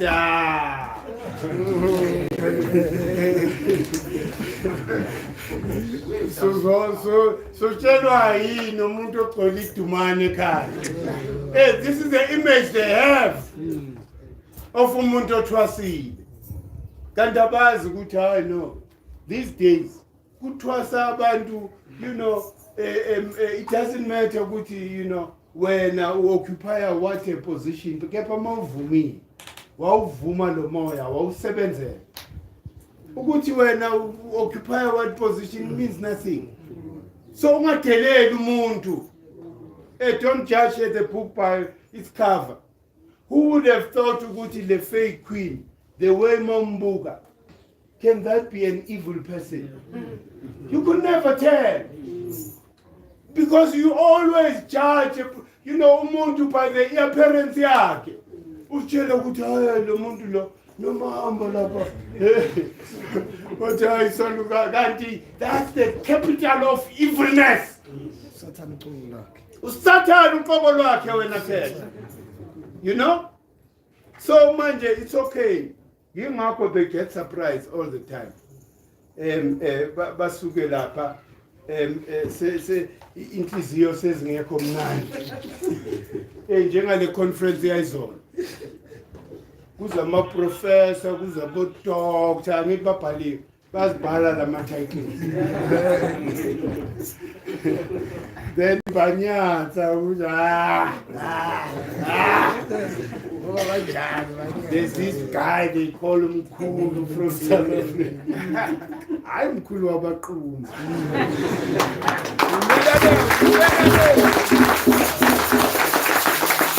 I'm Mkhulu wabaqumbi phansi. Hey, nga simple thing. Kuna professor lapha. I-professor ngaze hamba nempintshi zabo zobudokta from Ethiopia. Sidiscussa nge-calendar ukuthi Africa must unite based on our calendar, right? Uyasukuma-ke because besikuzulu. Uyaqala ukukhuluma ne-professor. I could swear ukuthi ingane standing. I'm sure based on Uzesilo would have articulated much better. Do you understand? So ungazigabisi ngalezi iqhu zabelungu. Mina, anybody that is fashioned by Western thought is nothing to me. Ungababeka babe 100 bonke labo professor nabo doctor bakho. Siyobashanje ngama facts. Mina ngakhuluma kubaba uCredo avusa amazulu. Avusa amazulu. Awuyeke mina umuntu angakhula kuye. Hey, ayikho. There's no Western institution that can claim ukuthi they shaped thinking kaMkhulu. From ekhaya, ubaba wami umama wami ngahlangana nobaba Credo, right? And uyazi abantu abangayi-understand into yokuthi kunalento le ukuthi umuntu omnyama automatically rejects i-education yabelungu. So ungafosteli ingane yakho mawuyibona ukuthi hey ibamba kanzima kulento le. It means umoya wayo is rejecting yonke lento le. Hey, manje ke thina mesifunda ke thina sifundiswa impilo because there's no other teacher than nature.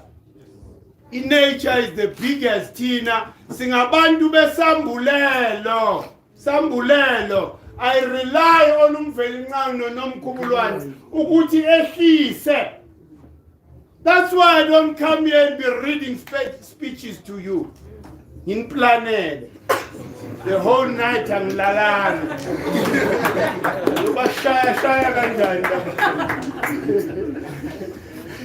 So, young into any show, sometimes namanyazi izinto engizisho. Ngoba zisuke zifikile at that time. That's how thina we operate.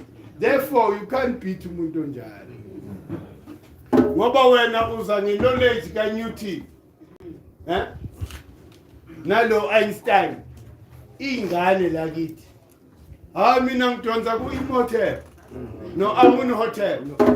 Nefekiti. No nefekari. Don't binga. No asante wa. Hey, no man tatise. Manje yabona ukuthi is limitless. You can't limit to laws because I draw from the source. Remember, when they talk about the Akashic records, they are talking about knowledge, storage of the universe, and that is the sun. So, mawuqhumeke no mkhubulwane no mvelingane. Oh, knowledge yakho is limitless. Yingakho thina siyazi isigodlo OGK angeke siswele ama-topic. Waya hayi no baphelele bahayi and the futhi ungaziconfirm hayi ngoba isambulelo sehla njalo sometimes itopic ayiveli baze bacomplain abafuna ukwenza ama-post anithi hayi mani asikehli isambulelo until sehla-ke isambulelo we are then able ukuthi senze the right thing senze lento eshiwo umoya not intando yethu anikaze ningizulani ngitshela ukuthi hayi no mina ku-account yami kunemali engaka ngi-owna lokhu because it's not about that it's about umoya uthe hamba uyo igniter the fire within people so that baphile njengawe futhi yingakho thina sathi la esigodlweni akekho umuntu or important than the other sonke siyafana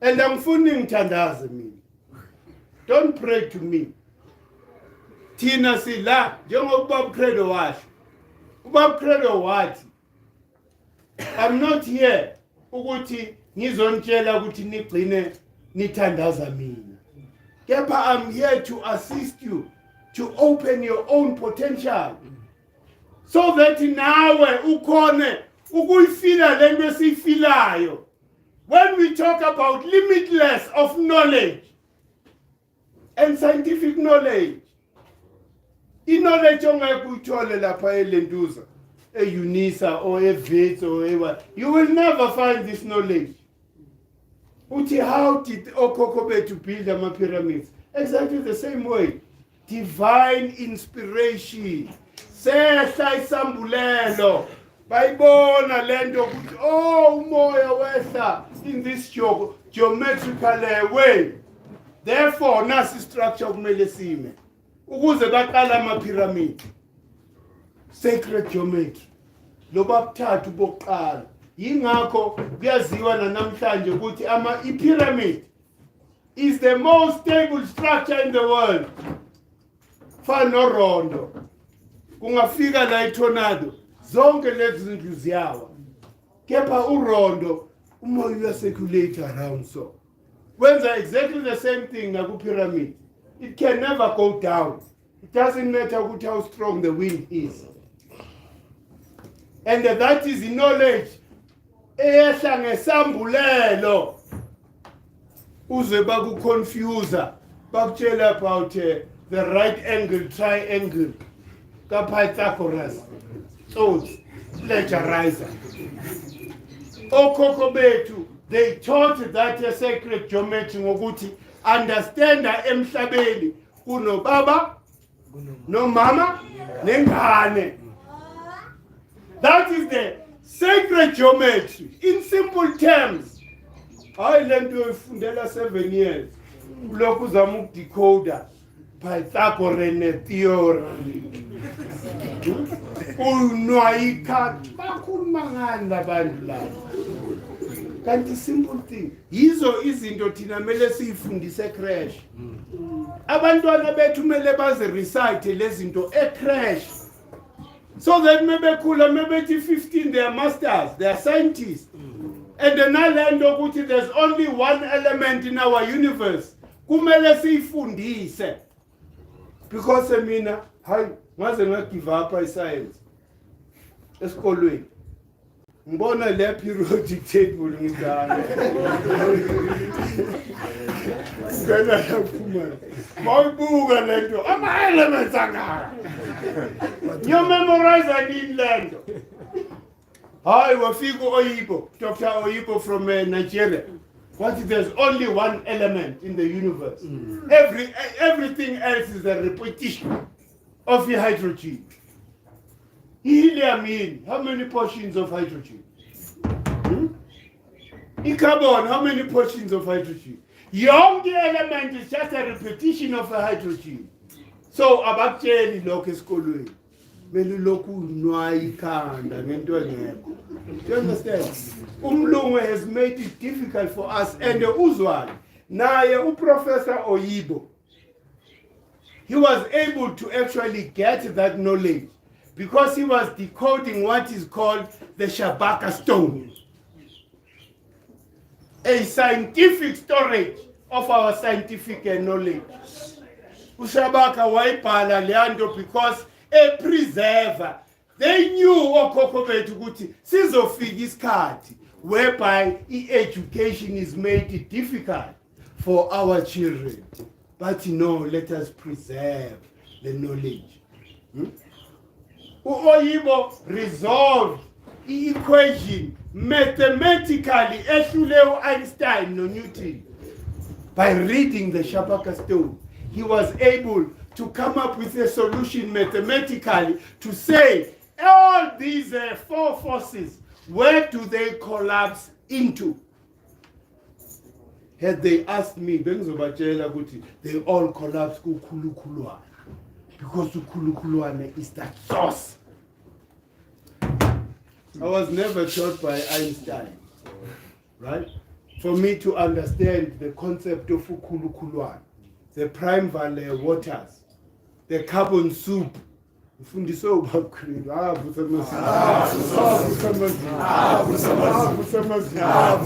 mina nginenhlanhla nginenhlanhla because nganqela ngempela ubakhulu wayisimplifya lento ukuthi beginning, the source carbon.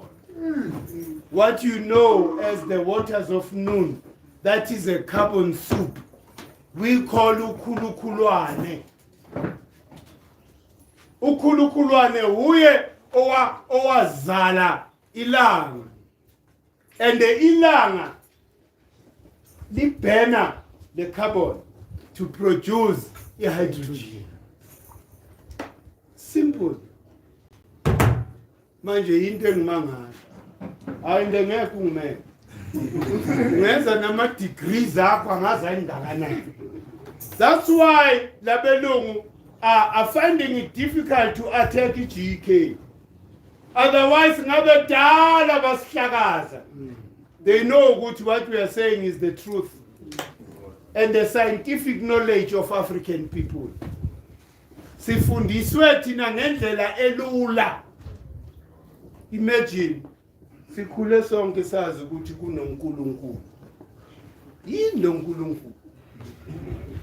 Bathi hayi ungabuza amagwama izinto eziningi wena. Why question? Bathi kholelwa nje, just believe. Sikhule sonke ngalo mfundisi. Futhi besishaya mesingayisontweni.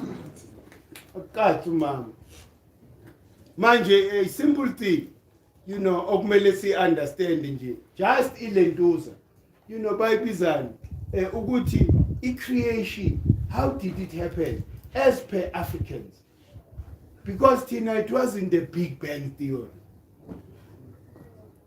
It wasn't a Big Bang Theory.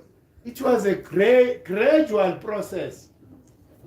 Le Big Bang Theory, Dr. Oyibo uthi, bayithathe from what Okoko said, the waters, the roaring waters of noon.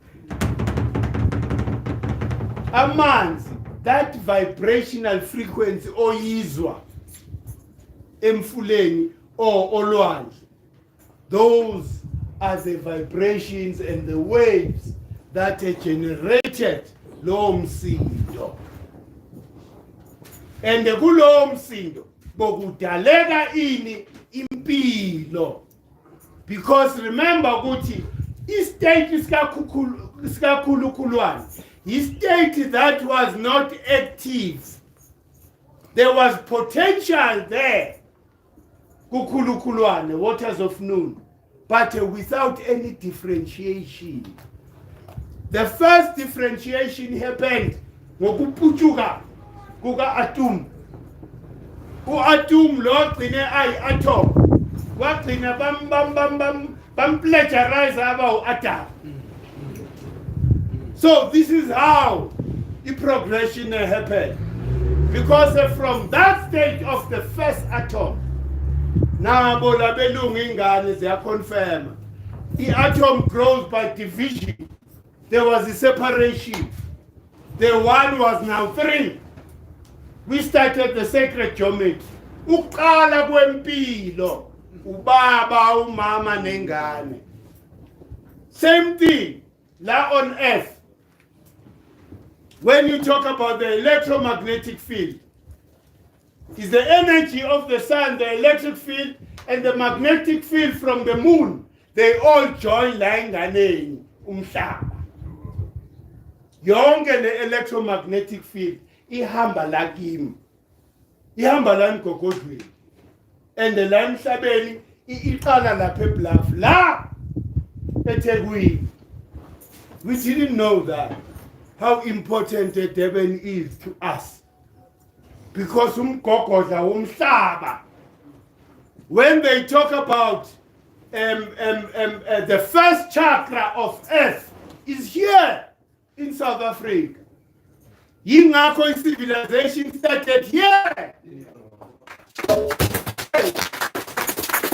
Okhokho bethu were wise enough.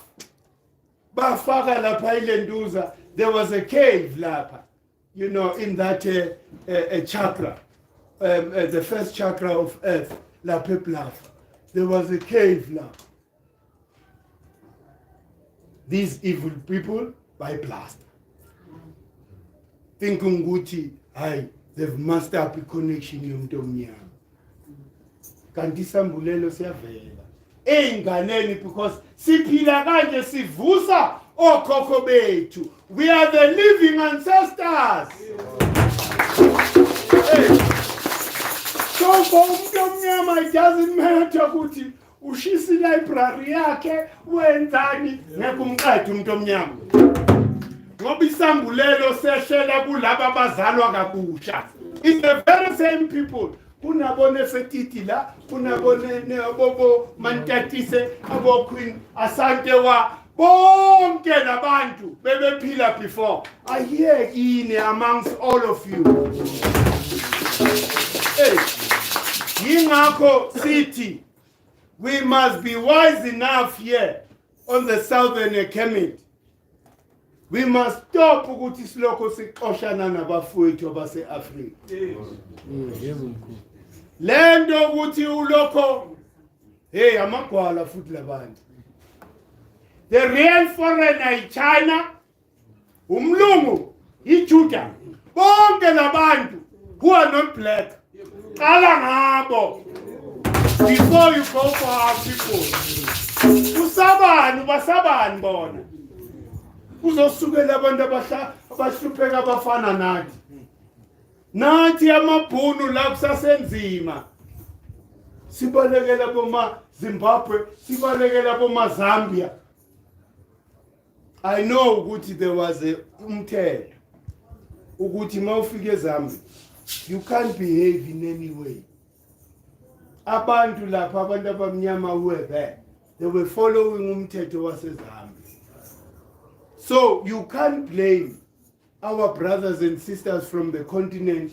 Maybe figure la in the south, ekhayeni labo bathola ukuthi awunamthetho. Bazozenzela ngithi. Manje ungablame ibona. Uwe ongenamthetho. Uwonke. You are open for everybody. Every idea, especially as we are west and say east, we are zamukela. So, the real unity of Africa, it's easy for us to achieve because all people of the continent are here. And we don't need to chase them. Kumele siba invited. Every Sunday must be here, Labanti. Why? Because the unity is idinga wonke umuntu wase-Africa. So you can't have a vision of uniting Africans and yet you are chasing them. Look, in Nigeria belongs to me. In Zambia belongs to me. All over the continent, I'm free to go there. Manje, ungathi wena because usefuthe. And they futa ithambele imhlobo. Usukuqhuda ithambele imhlobo. Usitshela ukuthi hey labantu bazokususa kule thambo. Ithambo olahlele hey kune video ekwatisayo lapha eka Queen alahlela abantu njengezinja fit abantu njengezinja. This is what these white people have done to us. Basilahlela ama crumbs nalamathamba amhlophe. Manje thina sesiwabambile. Hey, uyaliququtha lethambo. Ubona omunye umuntu omnyama uthi hey lo muntu lo uzongiphazamisa kule thambo lami. We need to kill that attitude. Umuntu waseZambia has a right to be here.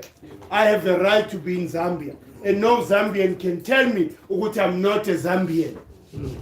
Akekho umuntu omnyama who have a right to chase anybody from the continent. I have a right to go and settle le e-Egypt manje.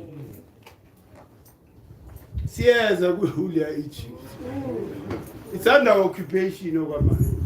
Siyeza, we are coming. Yingakho we need to start here. Sithelo moya bose Egypt awusekho le ula manje. I-unity ye-Africa must start here. So when umuntu omnyama of the south here, stop being a fool and be chasing abo Imhotep and be chasing all these great people. Angithi sithi le mimoya izalwe kabusha through us. So manje ma uImhotep uzile la uzongincedisa wena because of your ignorance and foolishness. I know lo muntu akabelong la bela hambe. You must go to your country. Uyoyilwela basho njalo. Go and fight your struggle. Remember ukuthi Africa has been producing the same leadership ever since. The same thing abayibalekela le ikhona nala. Yingakho sithi we need to save ourselves as black people. We can't agree to be ruled by labantu be-ego anymore. Thokozani. Ngiyabonga makhehla for the time. Before ngisuka ke ngicela siengage comments or questions. Thokoza Ndlovukazi. Hayi, siyabonga kakhulu Mkhulu. Into ozishoyo ziyenzeka. Thokoza. Ziyenzeka kakhulu. Ngila eGoli naseMpumalanga, ekhaya kuseMpumalanga. La ngihlala khona Mkhulu ngizoyenza nje bemfishane. Ngasuka ekhaya ngaya 2 kilometers away. Since 75 isihlala lapha. Ngohlala eDabeni, idlozi masenifikile. Emva kweminyaka eyishumi ngabo 2014 induna yavumela belungu ukuthi bangilandele bawuhlala le eNtabeni la ngihlala khona. Mabafika lapho babona ukuthi kunempophoma le ndawo ila kule line 70 kilometers away ila kunale i-footprint yakazini enkuluzi. Yeah, so ihamba lapho ishone koBabathon koKapse Walk ihamba lapho le Meridian. Mkhulu ngithi ngiyafika ngabo 2013 ngoba ngibetween ngithola sebafaka igate kule mifula ngoba uwela 3 rivers before you reach the place and then on top there's a waterfall. Sebafaka igate labelungu sebakhile bathathu. Hayibo. Ngathula Mkhulu a year later we spoke ndaba neInsizwa. 7 of them. Sahlaba ku Christmas. Senze umcombothi sakhuluma nabadala. Saya kulo le gate Mkhulu okusho ukuthi masowuza kimi bekufuna ukuthi isikhabe bekufuna ukuthi enduneni ngiyothola isikhiya enele ngale ila umphakathi ukha khona isanti ithengisa ama enterprises womphakathi. Iyouth yafika gogo sesifahlile bathatha lamaveni wabo namakropa badonsa lamagate walahla phansi asuka lebhunu lephezulu leza ngapha lithi lifuna ukuzostop because sebalitshelile information seyiphumile le youth yathi sikungcwaba la ngalaba asuka gogo baya ngapha emasayidini bothatha amatshe bazowaphethe sokuthi manje basho yabona kumkhulu bathatha nalama specs bawalahla le labangani bakhe abasekho kodwa sebakhile Mkhulu sebamakhelwane ku this scenic land. No. Anyway Mkhulu, to cut the story short, 2020 ngizwa bathi use-ICU lo babafuna ukumshaya Ah, a week later akasekho emhlabeni yo, wangcwatshwa abantu ababili. yo. The other one Mkhulu, the big boss, akuzwakali kahle akasasibonakala kuthiwa ngathi akasaboni. How can a multi-millionaire ivaleka amehlo Hayi bo. in a diabetes kwanye banyamalele? Hayi bo. So igate will never be there.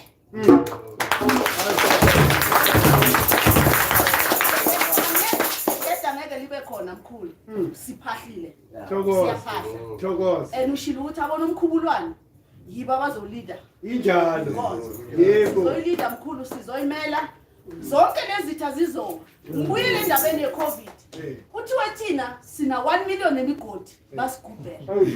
Sayibona Mkhulu bayithi. Bayigubhe. Kuthiwa kuyongcwatshwa bona. Endabani bethu. Yeah, kuthiwa thina singana social distance esihlala emkhukhwini siyongcwatshwa. Yo. Amangala sengcwaba bona abane social distance.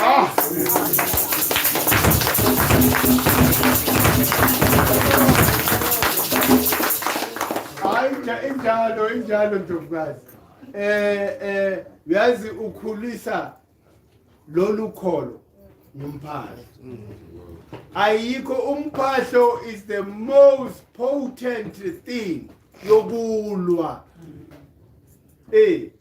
Umphahlo njasi nje mawuphahla okhokho bayakuzwa ende bese bayakulekelela njengathi asinamabhomu sasho so baphahlela bonke kuyogcina kwenzakala zonke lezi zinto lezi sifunde ngabo hawu lokhu kwenzakale lokhu hawu kwenzakale lokhu umoya uyashanyela njengoba ushanyela manje. That's why sixwayisa ama politicians, stop abusing black people, otherwise lo moya uzodila nawe. Finish. Siyabonga ndlovukazi.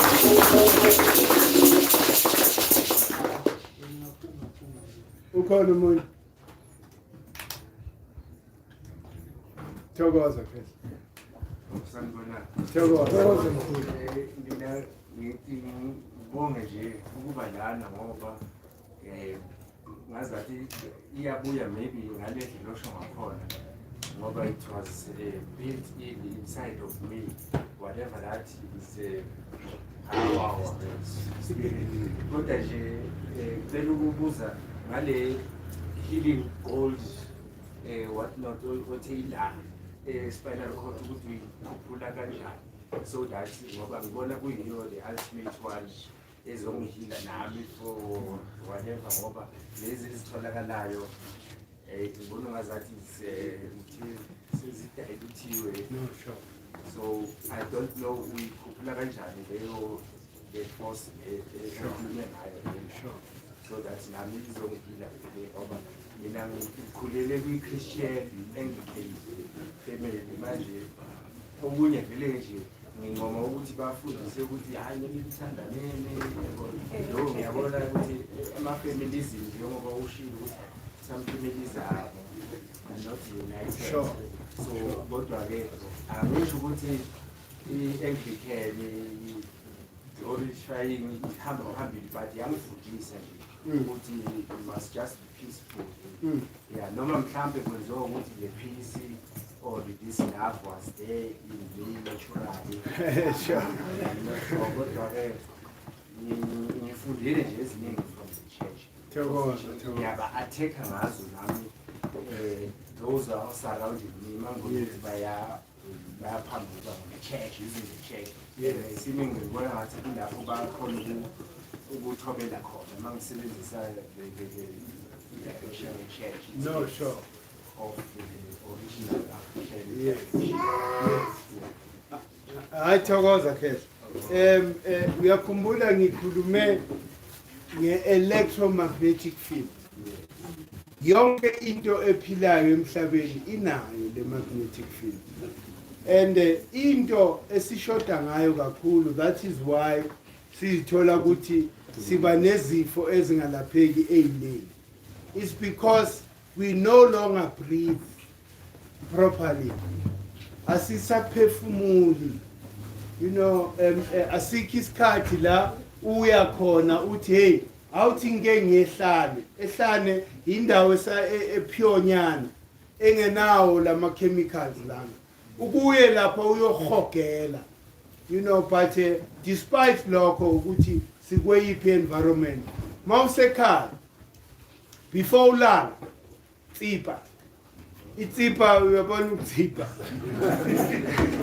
izinqele simzisi hey uyasqueeze mawusqueeze kanje unyusa leyo energy and uzoyifila nawe inyuka yinto kumele uyenze religiously every day you know before ulala lokho sokuyi-shortcut nakhona but before ulala make sure ukuthi you breathe in breathe out breathe in breathe out ubambe umoya as soon as you breathe in mhlawumbe ubambe ubale 10 times before you release lapho ikunikeza lento ukuthi kungene enough oxygen in your system to assist with the healing because into eyenza ukuthi sigule is that lack of oxygen ifana nani umuntu ogulayo olele ngohlangothi olulodwa ifangale ntuzwe uba nezilonda ngithi yingakho abantu bathi no mele nilokho nimphendule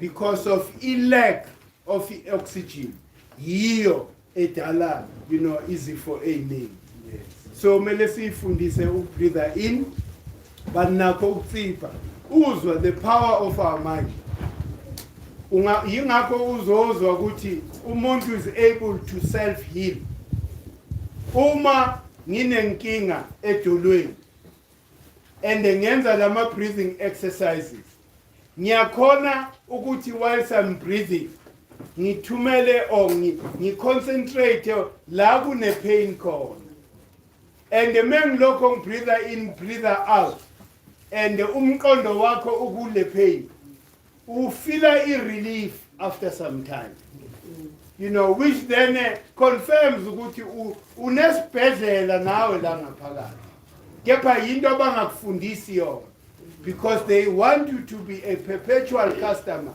uzothatha lama drugs up so the energy this electromagnetic field umlilo electricity that is capable of healing all your organs so yinto okhokho bebeyijwayele yinto bebeyenza regularly manje thina sekho lapha uzwa nje ipain so ugijimela kudoktor silokho sigxeka abonyawuphe kanti nathi nje singamadala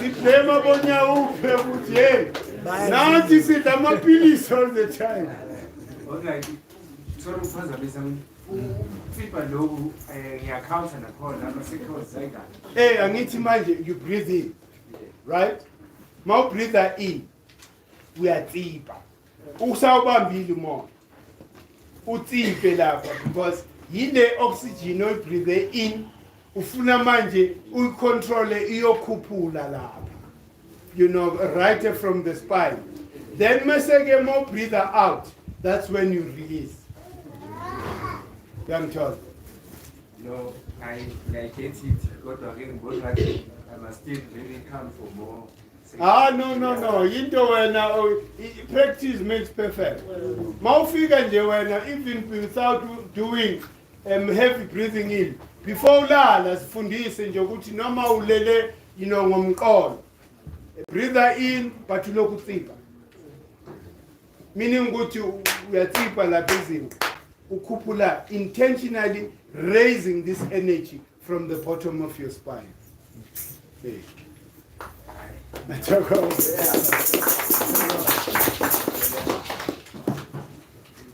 awusekho omunye umbuzo thokoza ke thokoza mkhulu ngicela usibelele futhi lapha ku-creation ukuthi i-creation yenziwa kanjani okay the African creation story they say ukuthi ukhulukhulwana uye there was this force they call Upta right yiyo shokuthi it was a substance you know this carbon soup that was not active but through this force eyadala ukuthi kube nokuzamazama kwalamanzi right kwase kubila it's like mokubila umdoko angithi uyaphutshuka so kwapuchukilanga, which is atom, the first atom.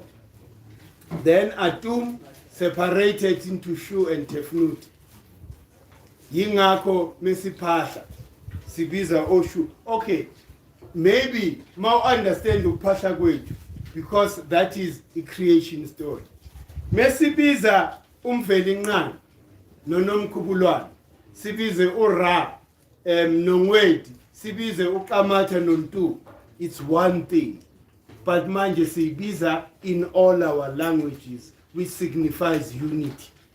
Ukuthi abesuthu bambiza umvelinqani ngoRamasedi.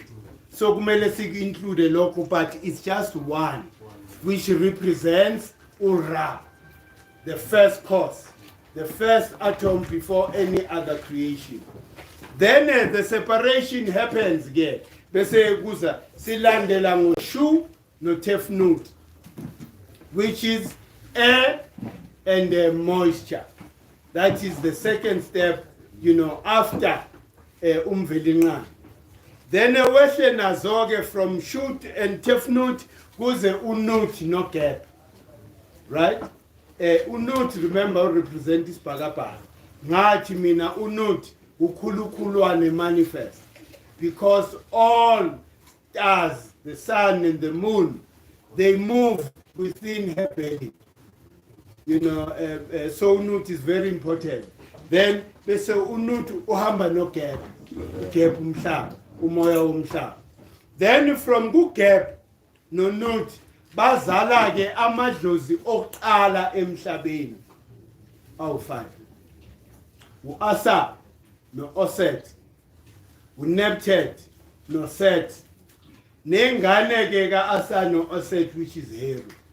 Yingakho ke even in our calendar, it has 365 days. But according to calendar yethu, la along the ecliptic, meaning ukuthi humuqa umzila welanga, kunale inkanyezi abazibiza ukuthi ama-Decan stars. They are called Decans because they are a group of 10. They are at 36 in number, that group, which then completes 360, a days. Bese ke kuhlonishwa ke, these first elements that are responsible. I'm sure nina nizazi ngesilungu bathi ama-5 solids that are responsible for creation emhlabeni. Thina ilokho esikubiza ngo-Asa no Oset, Uset no Neptet no Lentuza no Heru, which then gives us 365 days. So Messi Pathatin, we are repeating the creation story. So if you pay attention to Umpath, usukucula the creation story according to Africans. Right. And abantu bangabi confused. Masikhuluma ngabo Heru, abo Maat, bakhona basha bafikile basithola siphatha. Asikhulumi about people who manifested. We are talking about eternal, principles that are there, that were there, in the beginning, are still there, namhlanje, because the sun is still there. As long as the sun is there, all these principles remain intact. So sikhuluma ngemimoya. Ungathi labantu laba, hey, ama-Illuminati ngempela. Because basibiza kanje. Bathi hey leza. Zithanda usathana. Kanti lutho thina, we are scientific. Yonke into esiyenza is very scientific. Even lento yokuthi silandele ama-seasons. Every Sunday here, we are talking about the calendar and nothing else. Sikhuluma nge-season and everything that affects that season. Yikho ke siletha wonke ama-topic ahlangana, naleyo season. So, kahle, inkolo yethu ile calendar. Because the calendar is important, because the calendar yiyo that brings separation kithi. Mina ngihlukene, ngihlukile kumuntu ozalwa ngesizini kama-art. Do you understand? That's the only difference. Kepha sonke we supposed to form this one cohesive, energy that complements each other, not compete.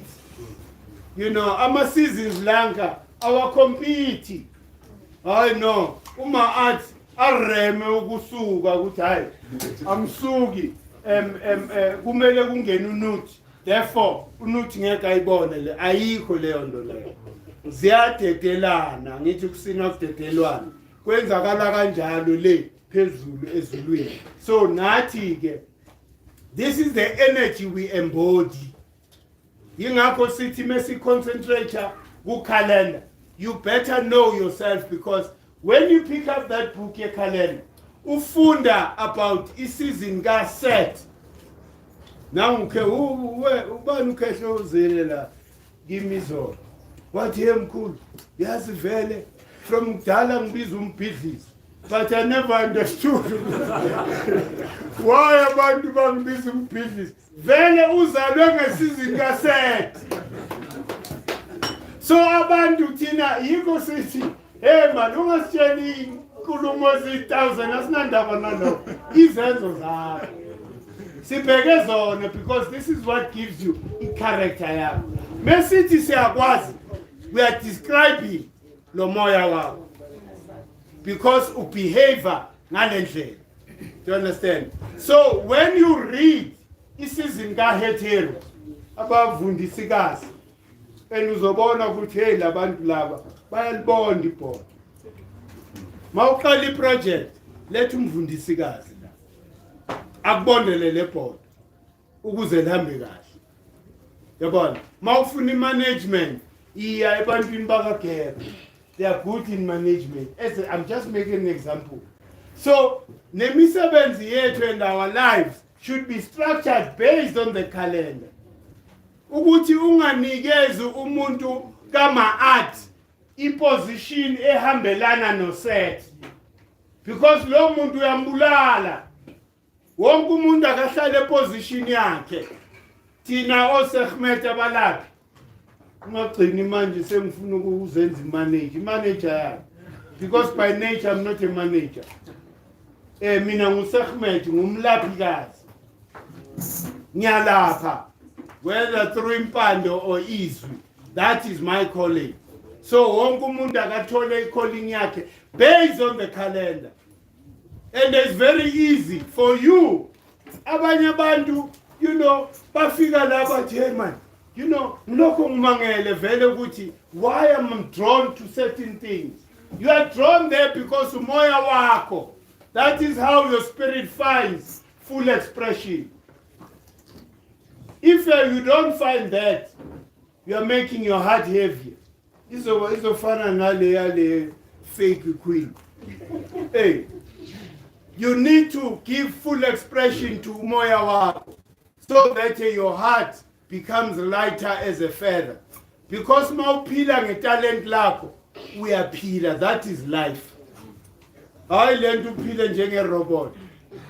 When uvuka nje ekseni uyolayisha amalahle ku-river, uhambe uyothulula ubuye. Uyabona kanjani? Uvuka ekseni wena uyomanager into yomlungu la. I-robot leyo. You don't find isikhathi sakho. You need your you time. Me time is necessary. Uvale yonke into. Mhlambe nepartner ukuthi awumika kancane. Usayisolva. Yabona? So that means nihlangane ukuthi wonke umuntu is content and fulfilled. Hayi ukuthi wonke umuntu o1 ujabulile, o1 udepressed. Why? Because lo munye akatholi ithuba to self express ukuthi mina I'm an artist. Ungangibeke esibhedlela ukuthi ngiyogada abantu. Ngiyabathuka mina because angibenhliziyo yesibhedlela. Ngibabuza ukuthi ufunani la ukhuleleni. Why? Because anginayo leyo nhliziyo. Umuntu okumele abe lapha umuntu from uSegmet, because abantu, and it's so funny. Angizwani ke negazi. Ngisho na ku TV. Mengibona nje igazi, hayi. It's an image nje engafuni ukuyibona. Do you understand? So yonke into inabantu bayo. Bakhona abantu abanenhliziyo yokunesa isilonda somuntu. Umbone nje ukuthi lo muntu unesineke into yakhe. That is how we should hire people. Ungafaka umuntu because umuntu ehluphekile efuna nje income. Lo muntu lo uzokumosha. Thina umbuso wethu angeke ungene. If you belong to that principle, sikwazi ukuthi wena uyileyando. Ngeke sikuvumele uhambe occupy a certain position because you won't give, you know, your best. Uzokufake wenza into ongayazi. Mawenza into yakho, you don't put an effort because it just comes so natural.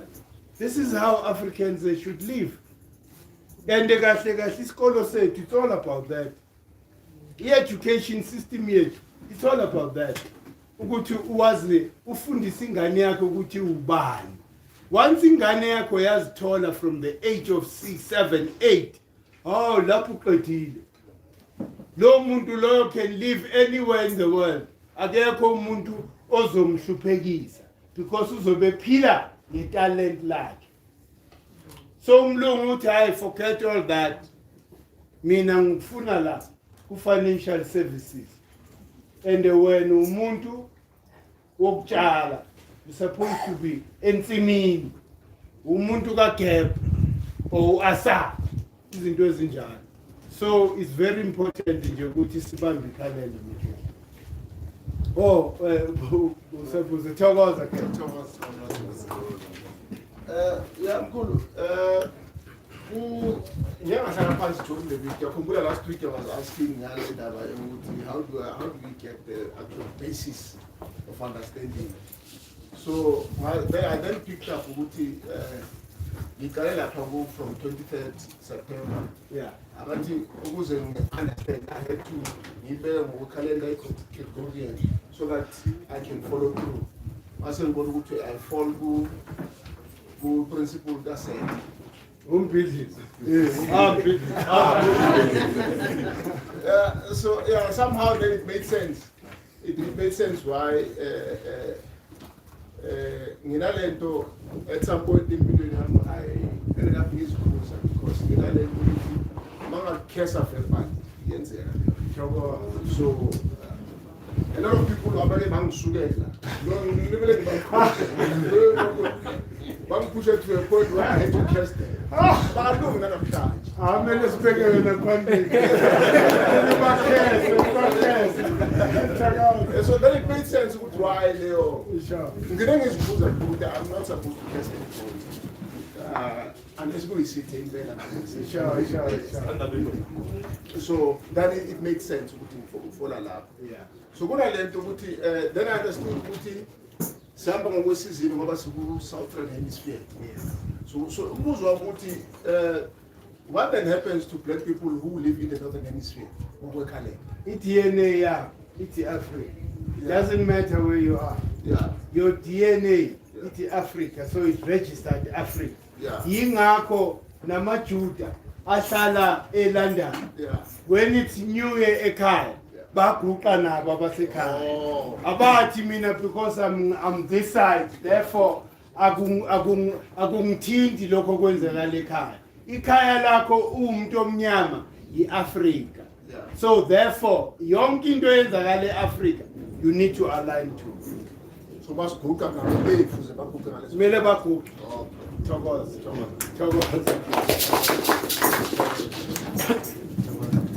Thokozani. Ngicela ukubuza Mkhulu indaba kaNtu atu ngabe into eyodwa bese ngicela ukubuza ukuthi ukuze sifike thina sithiwa singabantu lokho ukuthi kususwe liphi ngoba even abantu abamhlophe bathi so abazi ukuthi lokho kuhlangana Thokoza ke. Atum is it's like the first atom before creation. Untu is that mother. You know, why yonke into. uzala ilanga bese kuyaligwinya futhi ntambama. Untu is the sky. Yingakho sithi thina singabakwantu, because we know ukuthi our spirit is from above. Africans knew ukuthi the energy that makes everything animate here on earth is from above. Do you understand? So that's why we pay homage to the sky, Shabaca, because it's Shabaca. Yiso lesibeleto esasiletha la emhlabeni. Thokoza. So abelungu abangeni lapho bazifaka nje. Kepha bangena sabantu ilwane kahle kahle. Abekho abantu esingathi abantu kepha batreat abanye abantu ngalendlela. Angeke yenzakale leyo. Umuntu nje generally unothando and unozwelo. So uma ungenazwelo awusungumuntu isilwane. Ukuthi wena uzoplota usuke all the way from Europe to come and kill people. Why? Because their land happened to have gold. Ubulwane loba kunabuntu lapho. Do you understand? So that is what they did to us. You know, bonke labelungu akekho futhi different. Uzothola lama liberals akhohlisa. I love you, but befaka amabheleza amabholibhottom. But I'm a hippie. They pretend as if they are with a black person. Yibo futhi laba were responsible for its destruction of all the black movement. Because back we never fagala lama liberals. Our liberals are coming here to come and destroy us, not to help us. Because bazozala pretending ngathi no bayasithanda. Oh, nini the camera. Uyasilethela icamera. Oh, nini nalo. Ah, sesimfakile. They are now part of us. Bese ke bayasidla ke njenge acid eswini. Basidle kancane until sizesiwa. Buka iANC njani namhlanje. Oh Lembete warned lama leaders ukuthi, why are you bringing amaJuda namandiya into a black man's struggle? Look at where the ANC is today. Rudderless movement. Asazi ukuthi mele siye kuphi. Sifuna ukusatisfy abathi i-project ukayibona i-project Israel. You will never find a project Israel. Wonke umuntu wase-Israel uhamba ngepati yabo bayibiza ngepati yabo. Nikuyini? Yebo yiyo. Angeke uthole udakhi la. Abamfuna udakhi. Kepha bona bazifaka in our organization to come and destroy us. Ayiko, there's no good thing that has come out of the organization that has been infiltrated by these people. You end up losing its direction completely. ANC was formed to protect and defend the land, but today, Sibona Yibo, who are giving, power away, just like that. Why? Because labelungu lababo Joslovo. These are the very same people who neutralize our leaders. They say the people who drafted what is called the Freedom Charter, a sellout document. Hila majuda. Chozinta abotata. Abotata bafika lapha sebezo endorsa izinto ezizenga lamajuda. So we must be wary of these liberals. Asihluphekeni until we make it market. Sibe pure njengoba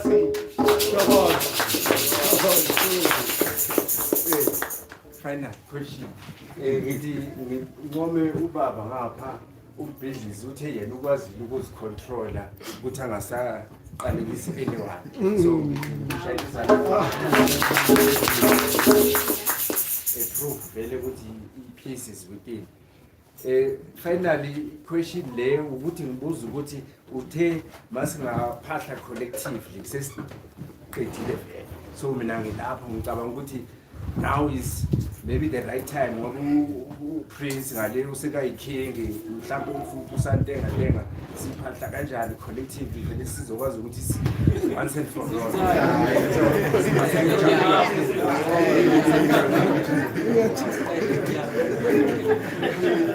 Okay, Shabaca. I'm sure Mkhulu, pass, we are pass, right? But you don't determine what results made as right? Yes. We are pass. So, then don't short. See a pass as a collective, mostly see pass who can check. Or if you sihlangene like every 6 o'clock say a pasha, every 12 o'clock say a pasha, every 6 and 12. You know, Magufika nje lezo inkati, isikhathi sokupasha. So wherever you are, Tina, like cases yazi, kuma yonke into, you know, unless ke kukhona amavila, akhona amavila. You know, kepha mina ngijabulela kakhulu noma siphahla lapha ku Kemet indlovukazi yingakho izinto zethu zimuva fast. Why? Because ugcwele indlovukazi and they struggle say indlovukazi lezi noma amadoda angavila lapha but as long as omama bayisukumela lento hayi unomkhubulwane uzosizwa very fast. And besides ke khehla siya enzalo elapha. So if an opportunity join us, siyenza lo ilanga is that collective umphatho again. Siyohlonipha ilanga because siyamukela ilanga on the 23rd when it makes 1 degree southwards, la on the southern hemisphere. So lizobe lehlela lapha.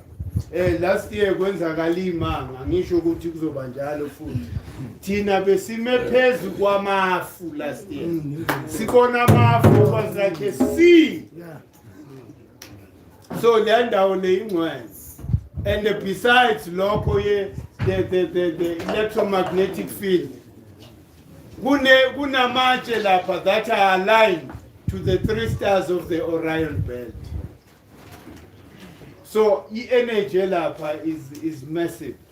So ingakho we must never let anybody, you know, take that place away from us. Otherwise, umuntu omnyama is doomed forever. Mele sife, you know, if mele sife defending that place, because hiyo indawo la sizobusa khona, not only Africa, umhlaba wonke sizobusela lapho. Ngoba le ndawo leya kula okhokho bebebusa khona umhlaba. Associated with the civilization. Ukuqala kwe civilization there. That is testament ukuthi civilization started here on the south. Kwatholakala even the Libombo bone. You know about the Libombo bone. Kunale lenduza ithambo lemfene. Okhokho used to calculate the cycles of the moon. Mabili lamathambo. Kunelala Libombo is older than Lelela Tolagala DRC. Okhokho banyuka until they refined everything in the north. But Lapa DRC, Lapa in Central Africa, is the place of initiation. That's why maybe figure le Kemet, but replicator, le Shasha Lazy, they were initiated kuzo la DRC. That's why I came to bona these long pillars. Kubangati, you know, zine design. Yama leaves the person.